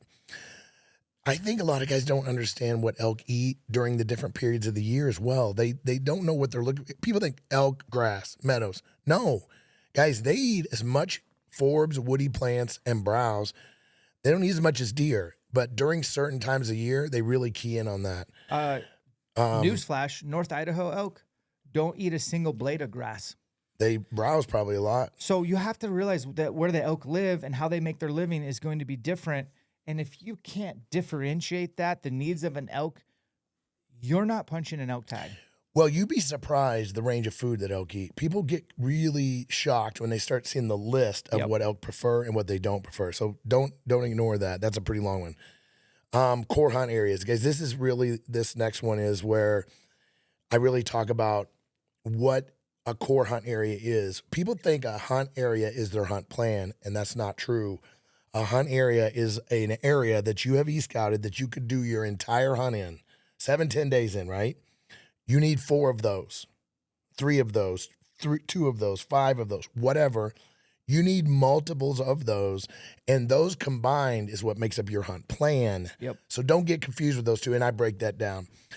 Probably, if I'm known for anything, it's probably this zones of pressure. I'm probably one of the first guys that have really looked at it this way. And when I look at zones of pressure, what that means is I look at every trailhead, every access spot, every way into my hunt areas, and I put a buffer zone around all of those. And that buffer zone distance, well, everybody's like, well, how big a buffer zone? Depends. How far can you hike? Guys, there's no reason to have a 5-mile buffer zone when you can only hike in 3 miles. What's the point? So you set the buffer zone up to match your abilities. Guys, there are elk a half a mile from the road. And everybody, I get messaged all the time, Dan, man, Washington, Oregon, you don't know what it's like. There's no such thing as zones of pressure in Oregon because there's roads everywhere. And in Washington, there's roads. Guys, it's easier to e-scout in Oregon and Washington than any other place there is. And people just get so fired up when I say that because those roads help you break down where the elk are going to be. The elk will be closer to the roads than maybe in Montana, but they're still going to be the furthest away from the other roads. So you got to start looking where the roads are and little pockets where they're not, and start looking for geographic features that separate the road. Is there a river running beside the road that nobody wants to cross? Is there a steep cliff? Is there no trail? Look for places with no trails. The more roaded an area is, or the more access an area is, the more you've got to get off the trail. When you're in the remote backcountry of some wilderness area, that's not the case. It's not always the case. You can hike in and out on trails. You can do things that you can't normally do. So think about this. It is easier to find elk in a roaded area because the roads help you zero in on the places where they're going to be. When you're breaking down a wilderness area, those elk could be anywhere. Amen. I will tell you this funny story. This is a week ago. I'm not gonna say the guy's name, but he called me and he's like, Dan, I drew this awesome tag in New Mexico. And I said, what unit? And he's like, da-da-da. And I'm like, oh, right on. And he's like, I'm going scouting there and a month from now. I can't wait. I'm like, have you ever been there before? He's like, nope, new to me unit. I'm like, right on, man. So you're doing some e-scout? And he's like, no, I'm just going to go in there and I'm going to put some trail cameras out. And I just said, time out. What is a trail camera going to tell you? Like, it'll tell you nothing. What, you go get a picture of a bull at a wallow at some random drainage? I said, in June? I'm like, in June, exactly. I said, here's what you're going to do. And I told him, I said, you're not going to like this. But if I was you, I'd drive to the unit and I would probably never get out of my truck. I would run tracking and I would drive with a four-wheeler or a side-by-side or whatever, every road in the unit. And I want to know how to get around the unit inside and out, like the back of my hand. I want to know where all the bottlenecks are, where the best camping places are. And once I figure that out, then I would, sure, go hike around and put trail cameras. But before I know how to get about a unit, because, Mark, I never drive roads during legal hunting light. I'm in the mountains. That's right. That's a religion. That is a rule. That's a doctrine. So driving the roads at night, you better know them. You better know where the gates are, which gates get locked. When do they get locked? I've hunted units that the gates are open till September 10th. Some people will know where I'm talking about just by me saying that. So if you're going to do physical scouting, to me, it's a lot of times just doing the roads, learning the roads after I've e-scouted it, and then go verify is that a 2-track? Is it drivable? Is it drivable? Is it washed out? Is there a gate? Is there downfall? Like whatever. Where does it get you? How much grass is growing on it? How many machines have been on it? All that can not always be done from a computer. So if you guys do get the opportunity to actually physically scout, you might want to rethink how you're doing it instead of just hiking randomly and putting a trail camera out to get a picture of a bull in June. Yeah.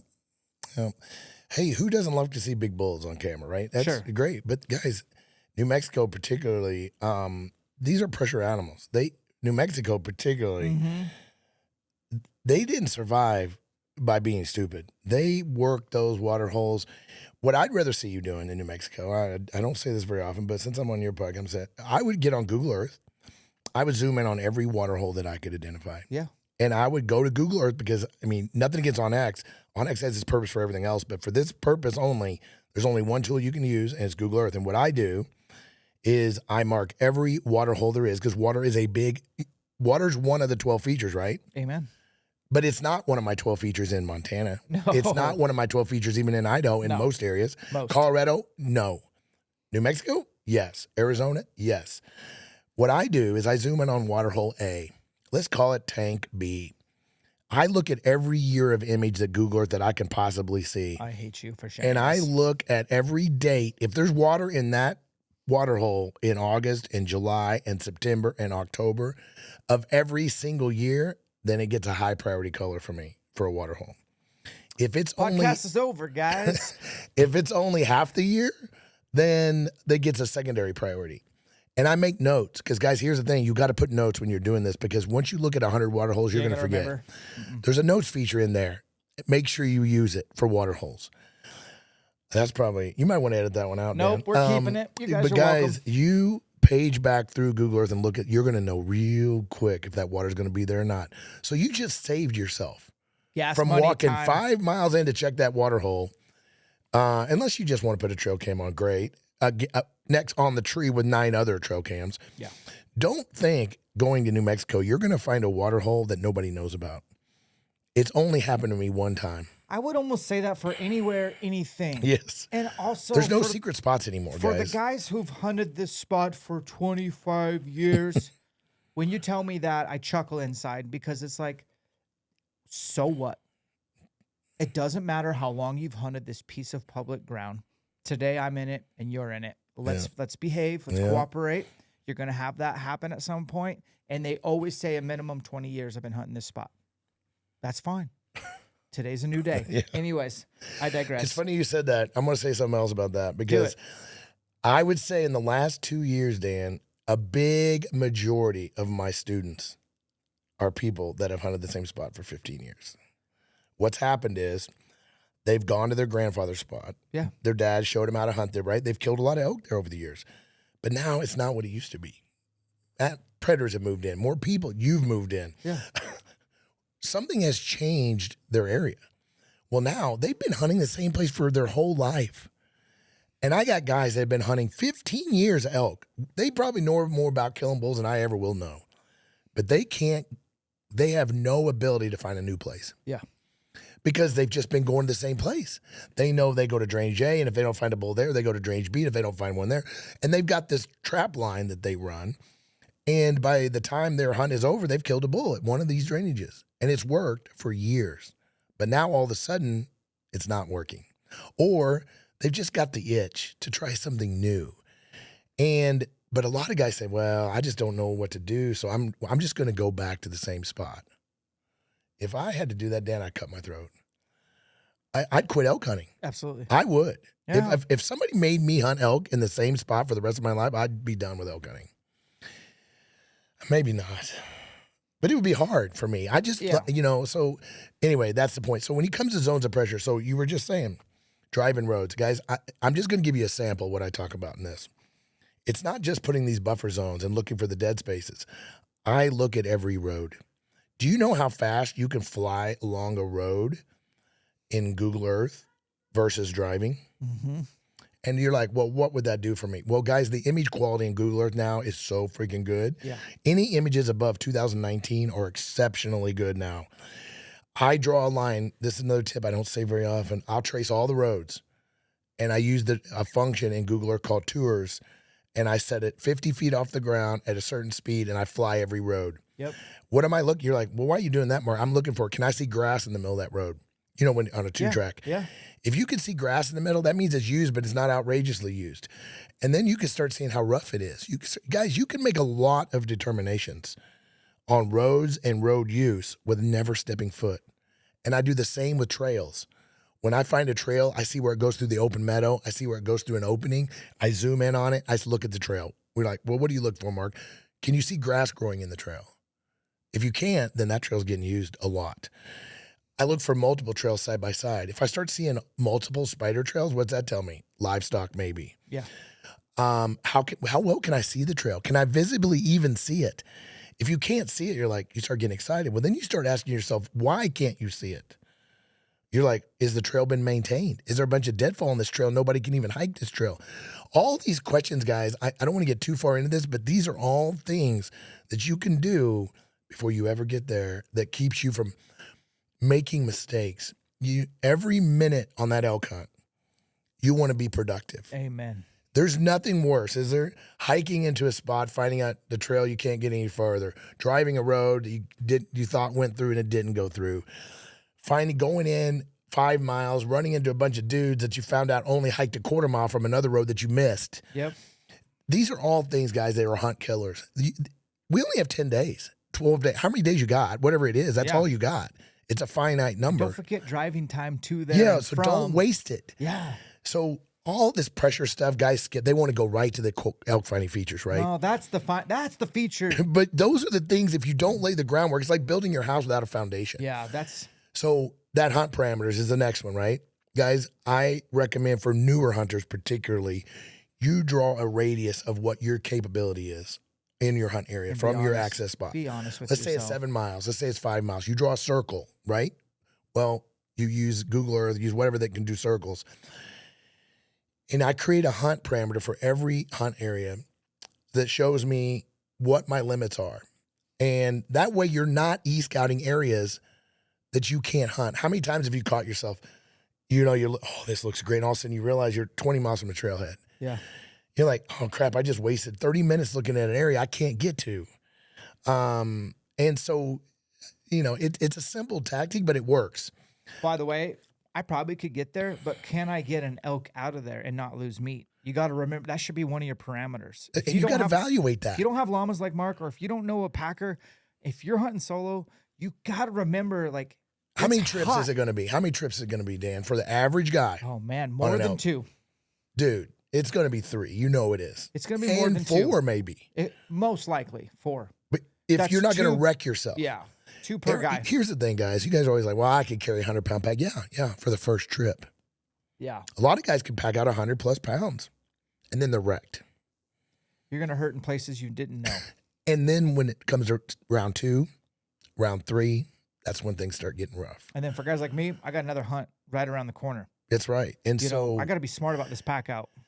You got to set your e-scouting up. Everybody's like, I got to go deep. I got to go. You don't. And you guys, don't get me wrong. I like to go places where nobody else is, right? But there's no places like that anymore. No. We're running into guys. I'm running into guys with my llamas 10 miles deep that have no business being back there. I ran into some young bucks one time on a hunt. We were 12, 13 miles in, and I'm looking at these kids. They're 20-ish. They look pretty fit. And I'm like, what are you guys going to do if you kill an elk back here? Because it's like 2 passes to get in here, right? It took us 2 days to hike in with my llamas. Oh, man. And I'm like, what are you guys going to do? He's, well, we got a friend that has some horses. We're going to try to call him. I'm like, what do you mean try to call him? I'm like, let me tell you what happens at my house in September. When Ryan Lampers calls me in September, you never answer the freaking phone. No matter what, because it's going to involve packing something. If Ryan calls me in September, it goes to voicemail. Ryan will never leave me a message. He'll never text me and say, hey, Mark, if you're not doing anything, I got this bull. No, he won't do that. He wants to get me on the phone. So if he calls, it's ignore. And especially if it's repeated calls. That's a guaranteed pack job. So love it. My point is, there's no such thing as dreaming. It's got to be reality. You owe it to the elk, guys. We cherish this. We look forward to this. You owe it to the elk to hunt within your abilities. We've spent too much time on that. Tools of the trade, that's just evaluating all the tools that are currently available. Comparison chart kind of looks at all the applicate. That needs to be updated really bad because so many. The problem with tech, guys, is the minute I record something, it's new. Yeah. Oh, I can't keep up, which is a good thing. The custom markup systems, remember what we talked about, the colors and all that? That's where that's at. So the toolkits, that's coming up next. How to use my toolkits, what they mean, how to use them. I cover that. And then all the various tools. And then you get into the concepts. So the 12. First, I introduce it. I talk about why it's important, how to set it up. And the first one is like we just talked about. I look at every trailhead, every road, every trail and road in my hunt area. Every one, zoomed in with a microscope, making some determinations. Guys, you don't have to be perfect, but if you look at enough, I've looked at enough roads and enough trails, I'm like, I can get my trailer there. Oh, is there enough room to turn around? Yeah. Oh, look. Then what else do? I go to Google Earth. I page back through all the years. Anytime there's cars parked there, what kind of car is it? Is it like some kind of granola chomping, dreadlock wearing Subaru? Great. I can get there. Yep. But is it a big monster truck? The only thing there? Is there a trailer there? Can I see a trailer? So guys, all this stuff helps you, right? Yep. This cannot be done, unfortunately, with hunting apps because hunting apps only give you one image and you don't know what date and what time of year it is. Right. Yeah. Okay. So there's a place for it, but it's just not right here. So I go through all of that in number 1. Number 2 is meadows and feeding. How to break it down. The next one is canyons, creeks, and drainages. How to evaluate them. What types of drainages we're looking for. If they have a north-facing slope, do they have a trail running in the bottom? How many trails? If you got a drainage with no trail in the bottom with some features, I get excited. Hunters love trails, guys. And the more you start not loving trails, the more elk you're going to kill. There's nothing wrong with using the trail to get to a certain point, but at some point, you tell me what you think. Your odds of killing an elk are magnified to an exponential degree the minute you're off the trail. when you're on an elk trail, you're good to go. Well, yeah. But you're on a trail, I mean, there's always exceptions, but you're not wrong. There is, guys, but just knowing it and how to deal with. So drainage, evaluating drainage is a big one. Logging areas and fire zones, I treat those kind of the same because they have some of the same benefits. When an area gets logged, it grows back new growth, just like a fire. Now, it's not a ground clearing event like a fire, but it's very similar. But anyway, that's an hour and a half module just by itself. Guys, I get into the steepness of slopes in fires, how fast. Look at the Frank Church. It burnt, 40 years ago. There's still nothing hardly growing in there. It's too steep. It won't hold water. So, for example, a fire that's 2 years old, everybody's like, Mark, would you hunt it? I'm like, maybe. What do you mean maybe? Like, well, I said, does it have lowlands? Does it have low areas that are holding water? Because if it's not steep and it's got lowlands, it's going to come back really quick. Yep. But if it's on the side of a freaking mountain, it's 25 degrees, guys, it's going to take years for it to come back. Yes, sir. So, and what kind of fire was it? When I look at the edge, hot, and it's easy to tell. Everybody said, well, how do I tell? I'm going to tell you right now. If it's got a straight edge, then it was hot. If it's mosaic, it's real broken, and there's patches of timber that didn't burn, then I get excited. I call that mosaic, right? That means it left a lot of timber still standing. Yeah. So those are all part of that module. And then next is beetle kills. No, I'm sorry. Next is, beetle kills and sparse timber. So beetle kills for me is my number one place. I'm going to just tell you, that's my number one elk hunting spot. But you have to know how to age a beetle kill. Guys, if you can't get into Google Earth, I know I keep saying Google Earth, but the main reason I like Google Earth so much is the highest quality image and the ability to look it back in years. Yeah. That is so valuable in so many ways. So with beetle kills, I have to page back through Google Earth and find when it started. And then I start looking at, okay, it started in 2020. It's 2025. We're good. The trees are probably still standing. But if I look back and it started in 2015, I'm like, whoa, this is going to be a match. This is going to be a mess. So you age them. I like to hunt beetle kills in that 6 to 9 range. Let me just say that. Because spruce trees and pine trees fall at different rates. They have bigger root systems and less root systems. So when you start looking at beetle kills, it's hard to tell which ones are which. So I just stay in that range so I'm safe. Yeah. Now, they still could be on the ground if there's a wind event or a storm or something like that. But why do elk love beetle kills so much? Because the trees are still standing and they still have limbs, guys. That's one of the things when people look, well, how can you tell a beetle kill from a fire? I'm going to tell you real quick. If when you look at a fire, they look like black shadows, right, on the ground. Thin, because they have no limbs, because the fire burns all the limbs. If the dead trees look like little snowflakes, it's a beetle kill. Because the limbs they're not burnt. It's a beetle kill. So when you're looking at dead timber and you're trying to determine if it was a fire or if it was a beetle kill, and everybody's like, well, I'll just turn on the fire layer. Well, no, you won't. Because we were just talking about this before, that all of the hunting apps only go back 10 or 12 years. Yeah. So what if it's a 13-year-old fire? Yeah. Well, there's no little border around it. So when you look at it, you can learn these things by seeing it. Yep. So not only do I talk about all the theory and all these, Dan, but I show multiple examples of what I'm talking about in it. Yep. So benches and slopes, we talked about that, guys. Benches are freaking, if there was only one feature that I had to hunt, it would be benches. Yeah. But they're not all created equal, guys. Just because it's a flat spot on a slope doesn't mean elk are going to like it. There are there's 5 things I look for benches. So that's all covered in there.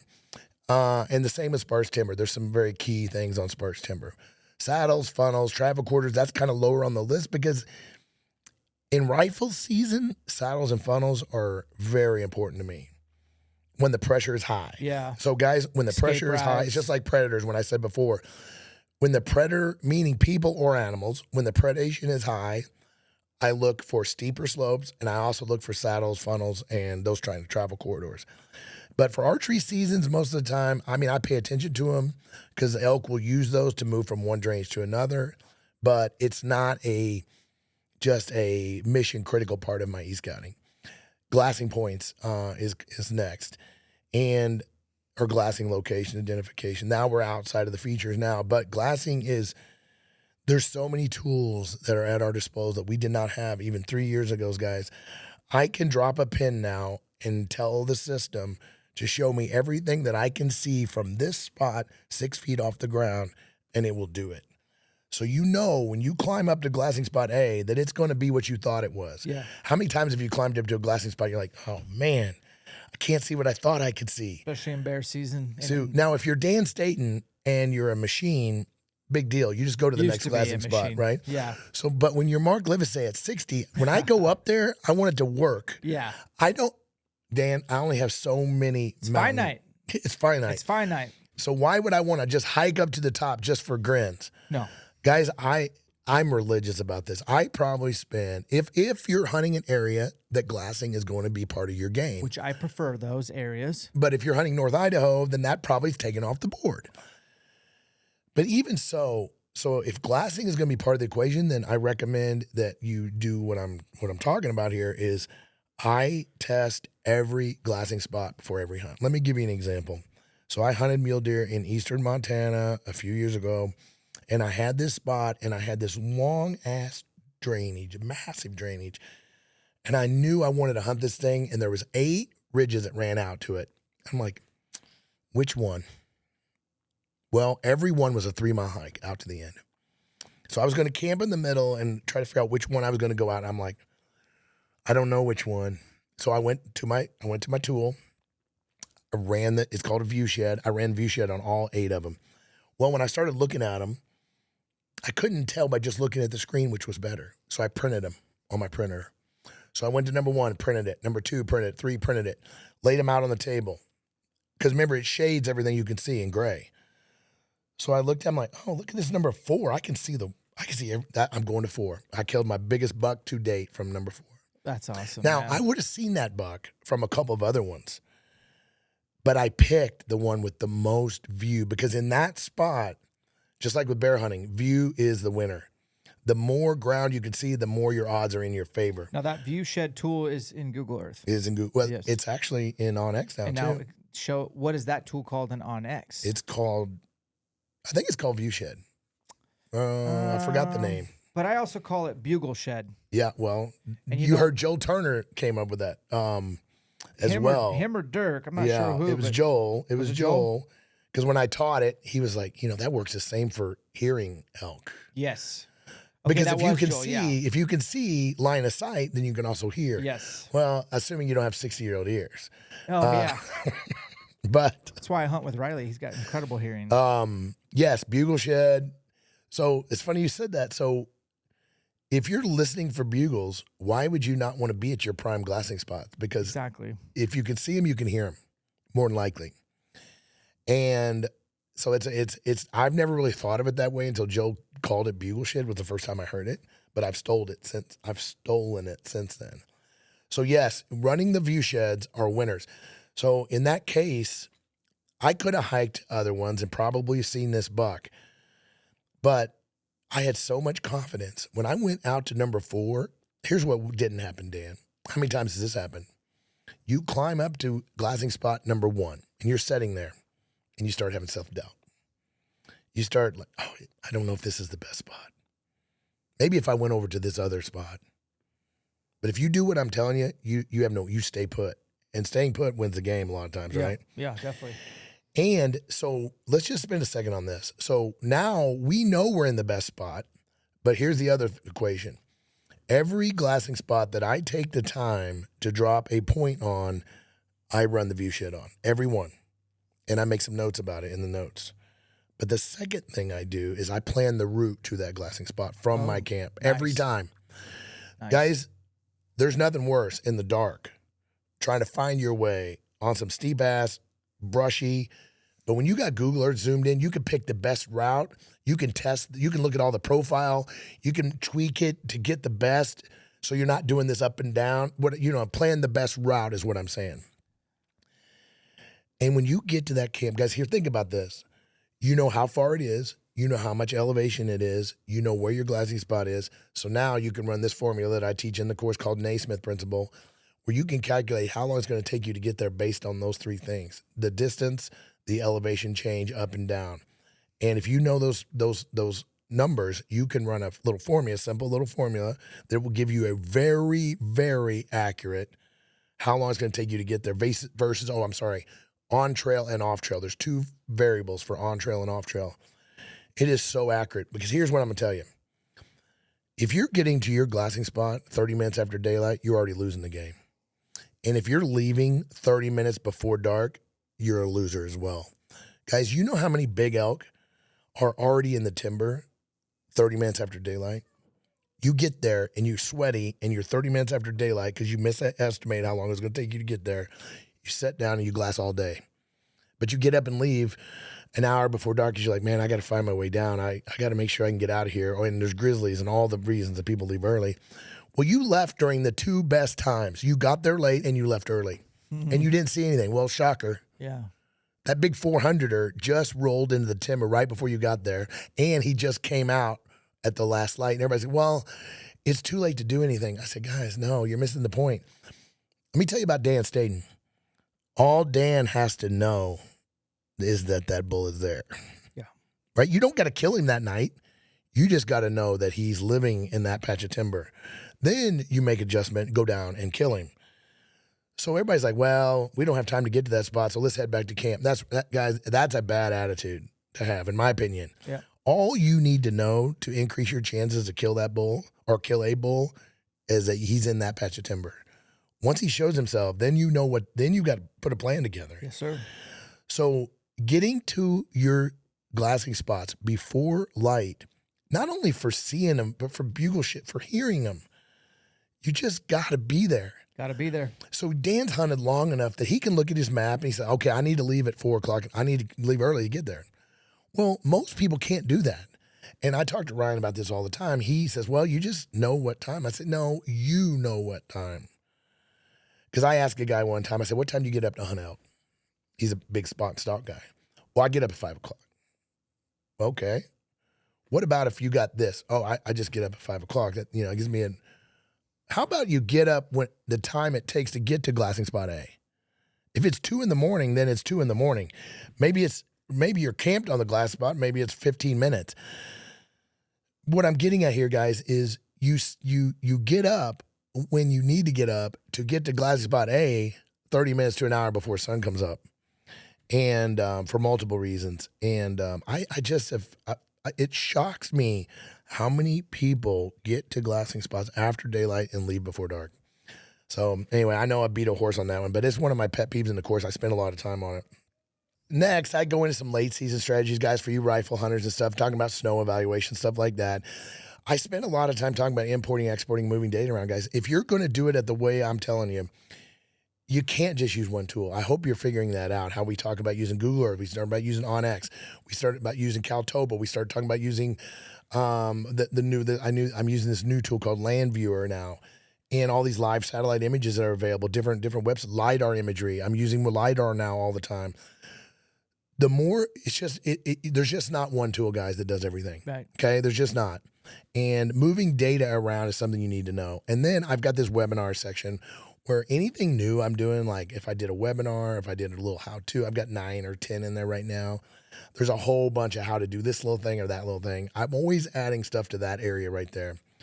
So that pretty much is the course itself.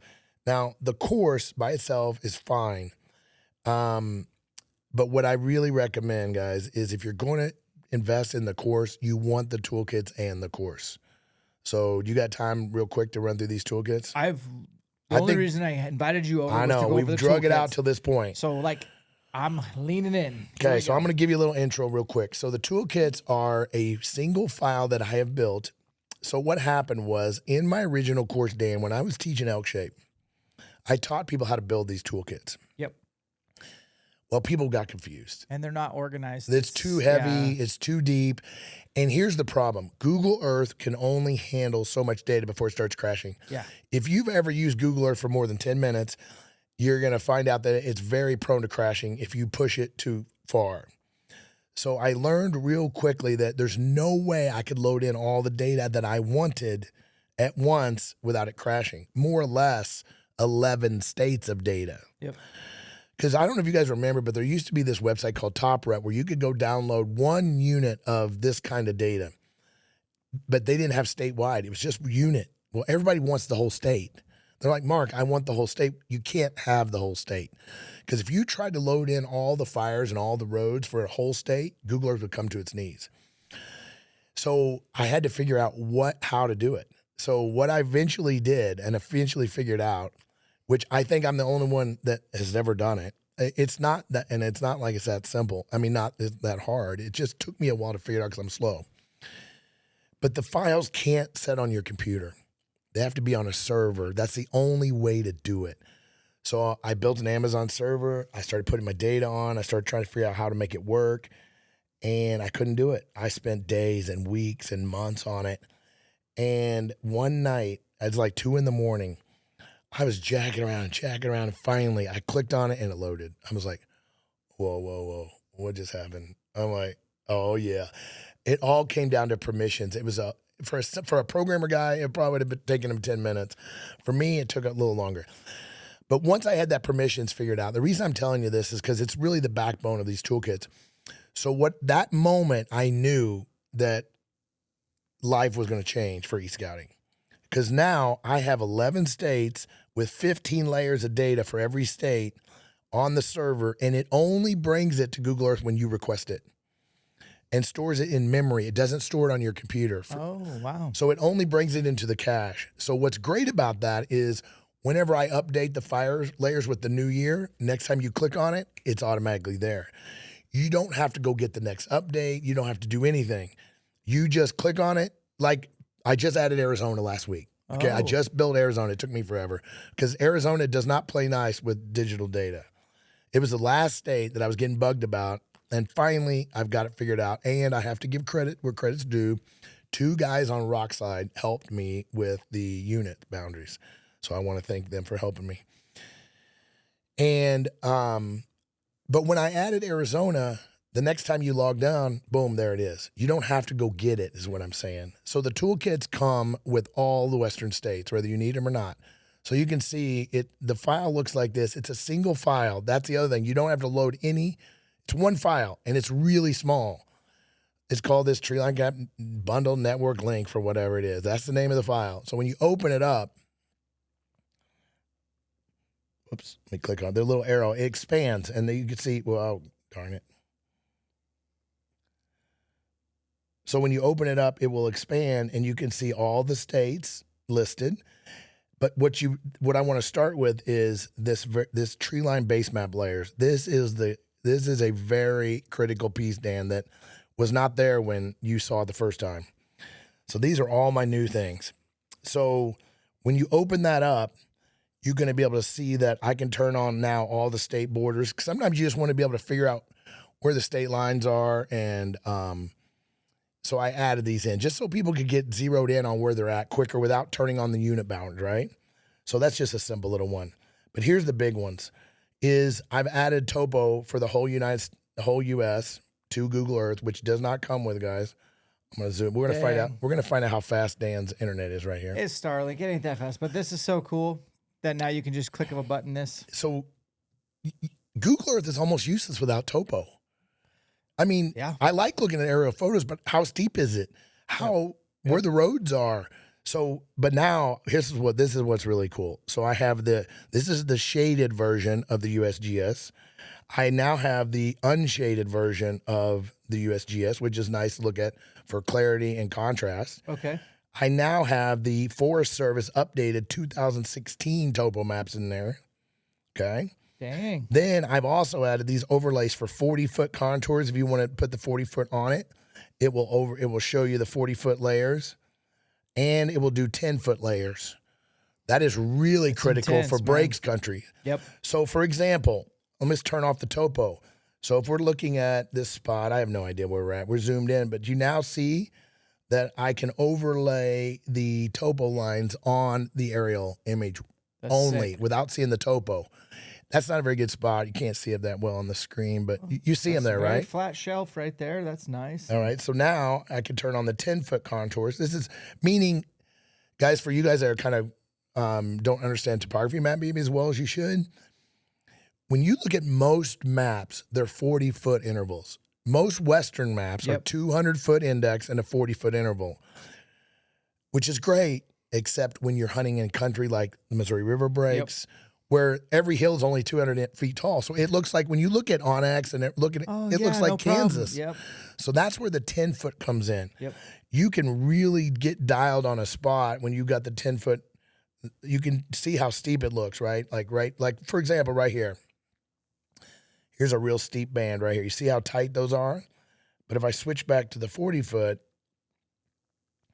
you're going to see once it fills in, it's going to look like you could walk right up that. Nope, I didn't turn it on. Yep. So looks like a walk in the park. So these are really faint, because the reason I made them faint was because I don't want them to overpower the country. Yeah, but you can, that's You huge, can still man. see yeah, it. you can see And we're looking at a TV. It's not as good as on my monitor. Sure. But if you want to look at the real topo, then just switch back to your topo map. Just turn on your topo map, right? Just the fact that you're toggling through all this is so critical. Okay, so they're just one after the next. So one of the things I want to show you real quick is every layer has a transparency adjustment, and a lot of people don't realize this. So on this topo, if I want to use this topo, I just click on this button right down here, and it brings up this slider. On every layer, you can do this, and so you can take the topo down, make a hybrid out of everything, okay, if you want. So I'm going to turn all that off. The next one I've added is this motor vehicle. This is all motor vehicle use roads for all national forest lands in the U.S. and with one click. So it loads all of them up. And then if you click on, you see how this is a link? If you click on this, it brings up the legend for it. So now you've got access to all the roads as a massive, all Forest Service roads. Let me just leave it at that, okay? I have more roads in here, but just this one is real nice sometimes. I just added this about a week ago, Dan. This is a cool one. So everybody wants north, northeast, northwest slopes. They want to see the northerly facing slopes, right? Well, you now can see it in Google Earth. I just added this one. So if I click this, it will color shade all of the slopes that face north, northeast, or northwest all at once. You just do this in your spare time? Yeah, this one took me a while. Jeez. And then I have the same for bear hunting. I've got the southwest, south, and southeast facing slopes. So to use this spring, pal? Yeah, so there you go. So now southwest is in yellow and the northwest is in green. So those are the base map layers, meaning these are kind of the overlays that you're going to use for all of the states, right?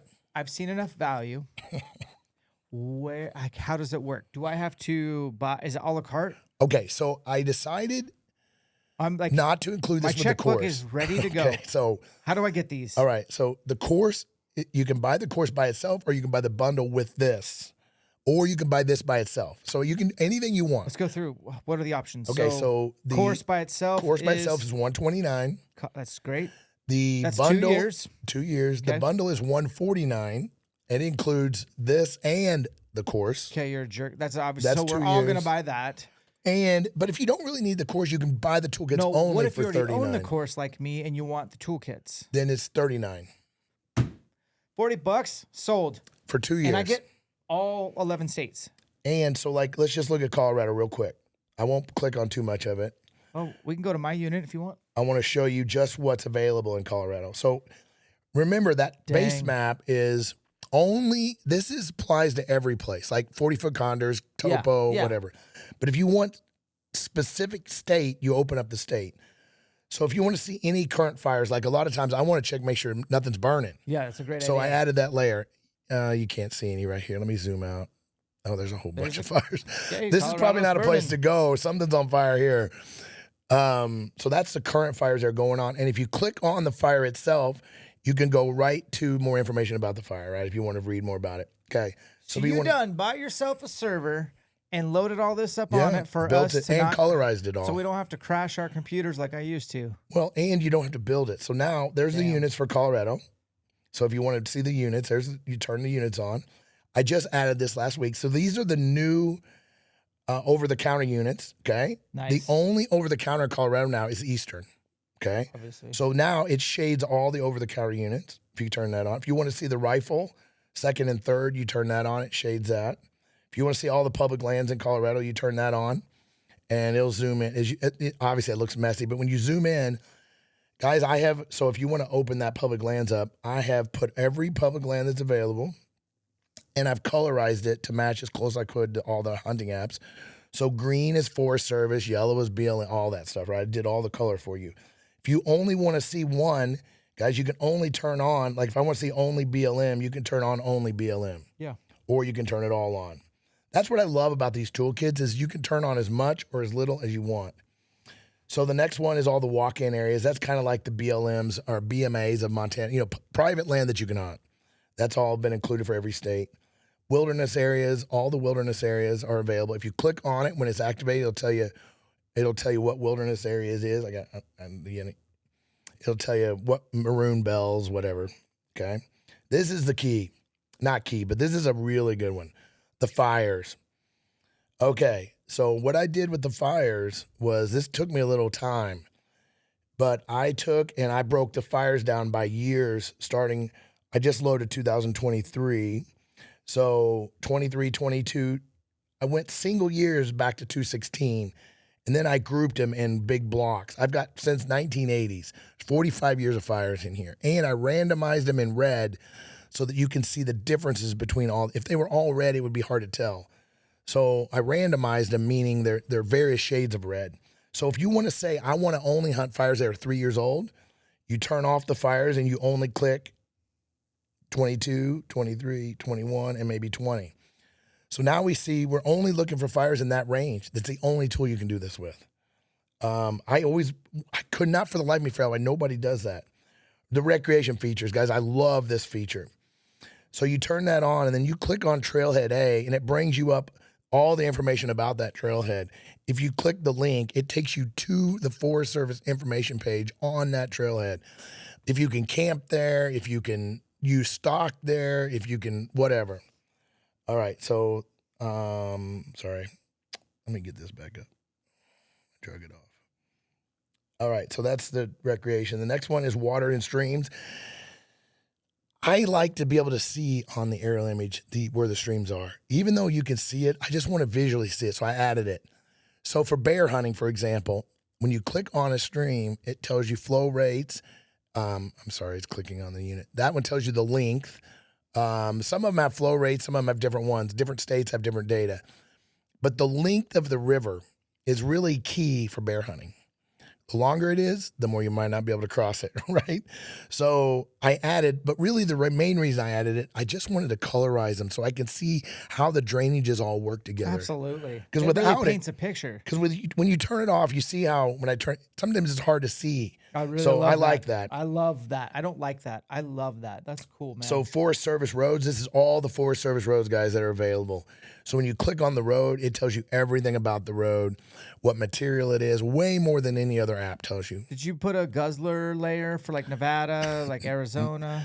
I have the one for New Mexico, but it's not in here yet. I haven't put it in. I don't know about that. Well, you can just send that to me privately. Yeah, I have that though. They're very stingy with that. They don't like to give that data out. I just can't believe how much time you put into So this trails. And I color coded everything. So in trails, when you look at trails, anything in orange is motorcycle. Anything in green is walkable. And I found BLM roads. So now this isn't all roads. Roads on BLM are a big problem, right? We all know that. So you can't count on this 100%, but I did find the data set and it is loaded. But here's one I like. So I found all the Colorado migration data for elk. So I'm going to turn that off. If you want to say all, I'm going to give you a good tip right here.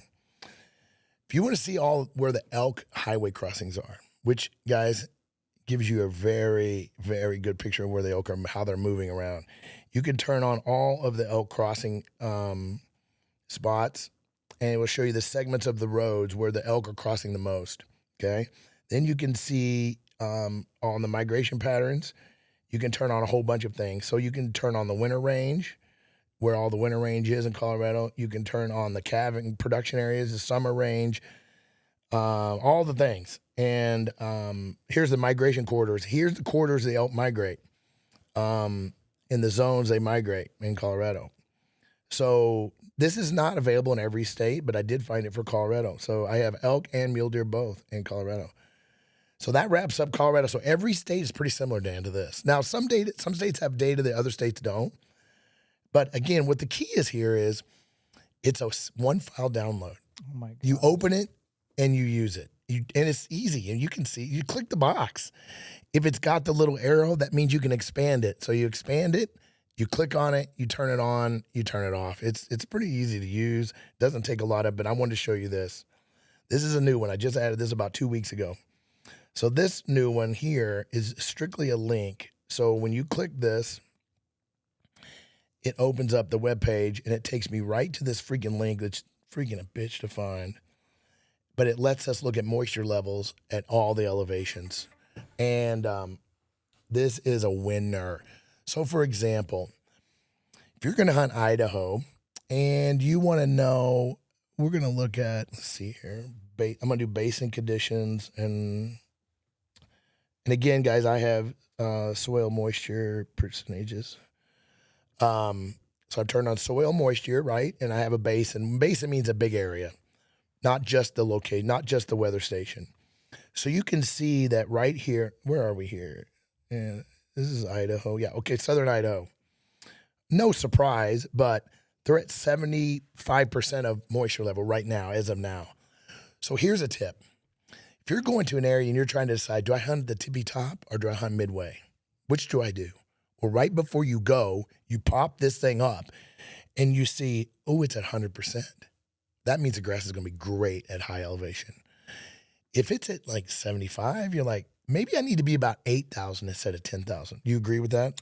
I've seen it in real life. Yeah. So there was guys, 1 year where I was hunting a particular area and it was 130% precip that year. And the elk were at the tippy top. I could not find elk for 5 days until I started hanging out with the mountain goats. Yeah. They had water. They had the best grass. Elk always know where the best grass is. Well, not only that, guys, keep in mind, elk want to be as high as possible, but they won't go there if there's no food. So pressure, bugs, they don't like bugs. They don't like all the things. So the higher they can go, the better, but only if there's food. So how do you know if there's food? Do you hike your ass up there or do you look at this I'm going to pull that up. I mean, this last 30 minutes, Mark, has been your greatest. Look at some of these 100%. I'm just blown away. Right? So now remember, guys, you can't look at this today. This is real time. Now you can go back and look last year, but that doesn't matter. It doesn't matter. This is the kind of thing you want to check right before you go. Absolutely. And you want to say, oh man, it's looking good. I'm going to go high. Or, ooh, it's looking bad. I'm going to maybe go a little lower. So I went to Idaho and I went to this spot and I did not have this layer. I knew where this date existed, but I didn't do it, Dan. I got to the spot. I had all this great mark. I went straight to the divide. I spent 2 days up there and I could not, it was dry brown grass. But on the way up, I was like, it was lush at 8,000 feet. But by the time I got to 10, it was bone-ass dry. Yep. I saw a few elk up there, but not many. And I kept thinking, I just kept remembering all the grass we hiked through because all my llamas kept stopping wanting to eat it. I'm like, I'm going back down. Yes, you are. And then I was in the freaking elk again. Yep. But if I'd have looked at this chart, I'd have just started out at that elevation. So then what you can do is once you see that it's at a certain percent, you can start going to station inventory. And you can start clicking on the physical location if there's one in your spot. And you can click on it and get right to the station metadata and start drilling into the data for that particular spot. Not just a range, right? Yeah, that'll really help. That'll help you really. So use the basin to get an overview and then use the more expanded data to start drilling in. So this stuff is all real hard to find. It's not like it doesn't exist, but I just make it easy because there's a link right there. Just you can do it right from the toolkits. All right, Mark, I got to ask. So the discount code for ELKSHAPE does take it off the course, the bundle? Does it take it off the tool set? Everything. Any course I got. And what's the discount amount? It's 20%. Thank you, sir. That's awesome for you guys out there. I don't think you need to say much more. I cannot wait to go eScout because I just learned about Mark. I just learned 5 new things. I knew you hadn't looked at them. I just sent them to you like 2 weeks ago, and I knew you hadn't even looked at them. I cannot wait to get going. And honestly, man, I think I want to finish with this. I know we talked about it already on the pod, but I'm gonna lean in. This is a serious moment. You have a son. You have a daughter. Yep. She's 12 and he's 15. Okay, those are really, really cool ages that you'll never get back. That's right. Are you okay losing 2 hours of sleep while they're asleep to do this so that when you are sacrificing family time and you're hunting for yourself, because hunting is a selfish pursuit. I don't care what anyone says. It is. I would like to maximize my selfish pursuit and not wander around. I want to know as much information as I can to make informed decisions so that the sacrifice is worth it. Yeah. Do you know what I mean? Yeah. Guys, you only got so much. Not only, let's say you're just a selfish dude. It's not only about your family time, guys. You have so many vacation days. Spend them hunting, not scouting. Guys, boots on the ground is wasting hunting days. Now, I'm not saying you're not going to learn a few things, whatever, but doing some of the stuff we're talking about here, you could never cover the territory. Let me just put it this way. I say this all the time. If you're going to go to a spot to scout for the weekend, you're going to try to put as many miles, I know, as you can, right? You're going to push your knee to the limit. You're going to 20 miles a day. We're going to do this. We're going to do that. We're going to drive roads. We're going to do all things. If you took the same hours that you put into that weekend into this work, you will be miles ahead. I promise you, miles ahead. Now, if you've got unlimited vacation and you've got your family's all taken care of and everything is good, then great, go do some scouting, guys. I'm not saying it's not good. I'm just saying I've got 5 elk tags. There's no way I'm going to 5 spots. And it's not 5 because I need 3 spots at every spot. There's no physical way to put boots on. Like you say you're going on one scouting trip, right? So it must be an A spot. It must be an all-in spot that you think is going to be. Spot. And you're going to find out if it's all in or not. That's it. But that's fine. But guys, everybody's like, well, how do you hunt 100 days? So you got to remember, I work from home. I'm with my family every day. So everybody has a different situation, right? I probably spend more time with my family than the average dude that works 8 to 5, even though I hunt 100+ days a year. Everybody like, what? Because I'm home every other day, every other minute.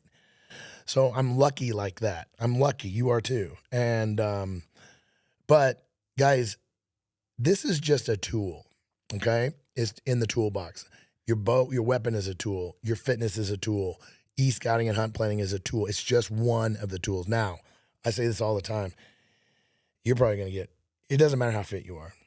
It doesn't matter how good a shot you are. If you can't find elk, you're not killing an elk. Now, also, if you're not fit enough to get up, so you can't do one without any of the pieces. No, you're right. They all work together. They all work together, but finding elk, guys, is so mission critical. It's the crux of everything we've talked about. Now, who doesn't like a good camping trip, right? But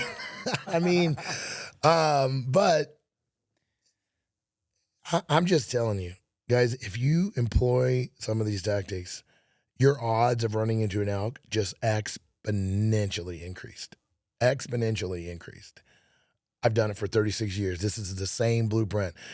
And people ask me all the time, Mark, what can I do to get your toolkits? I'm like, this is exactly my toolkits. There's not one layer that I keep back except for the New Mexico water spot. And the only reason I haven't put that in yet is because it's in an Excel spreadsheet and I got to convert it. But other than that, and I'm going to get a lot of hate when I put that out. But anyway, that's it. And I think you guys will have a great season. And it's good to catch up, Dan. Glad to come over here. Yeah, dude. Oh, I want to finish the podcast with embarrassing you. I genuinely think you're one of the nicest guys I've ever been around.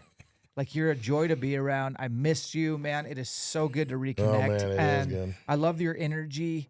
For a guy who's almost 60, holy crap, dude. You are on a trajectory. You're going to be around a while, Lord willing. You're just a ball of energy and enthusiasm.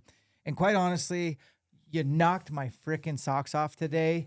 I had no idea what you were going to share on the toolkits.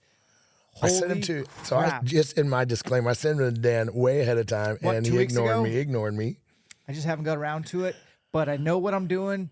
After hours, I'm going to be doing some meat scouting. I'm telling you, this might be the best kept secret in elk hunting. Now, what I recommend, everybody says, what do you recommend? I recommend you get 2 monitors.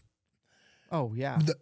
The biggest question I get these days is, okay, I want to build my e-scouting setup. What do I get? Guys, don't spend a ton of money. You can if you want, but what you really need is multiple monitors. And they don't have to be giant monitors. The key is multiples versus bigger. You want on-X on one, You want Google Earth on the other, and you want to be looking back and forth, back and forth, back and forth. Because remember what we talked about? One is going with you in the field, That's one right. is not. So when you do your colorizing and you do your thing, you do that all in your hunt in OnX. But you think of Google Earth, that's just like your whiteboard. That's like your canvas. You're just working on it, but then you're translating it to OnX. You're working on it, you're moving it over. So learning how to move data points and learning the tactic. I know you guys all know this, being able to copy latitude, longitude from OnX and then paste it into Google Earth. Make sure you learn that. That just helps you speed up how you manipulate your e-scouting, right? So use them both. Don't use one. Guys, I say it all the time. Get good at all the tools.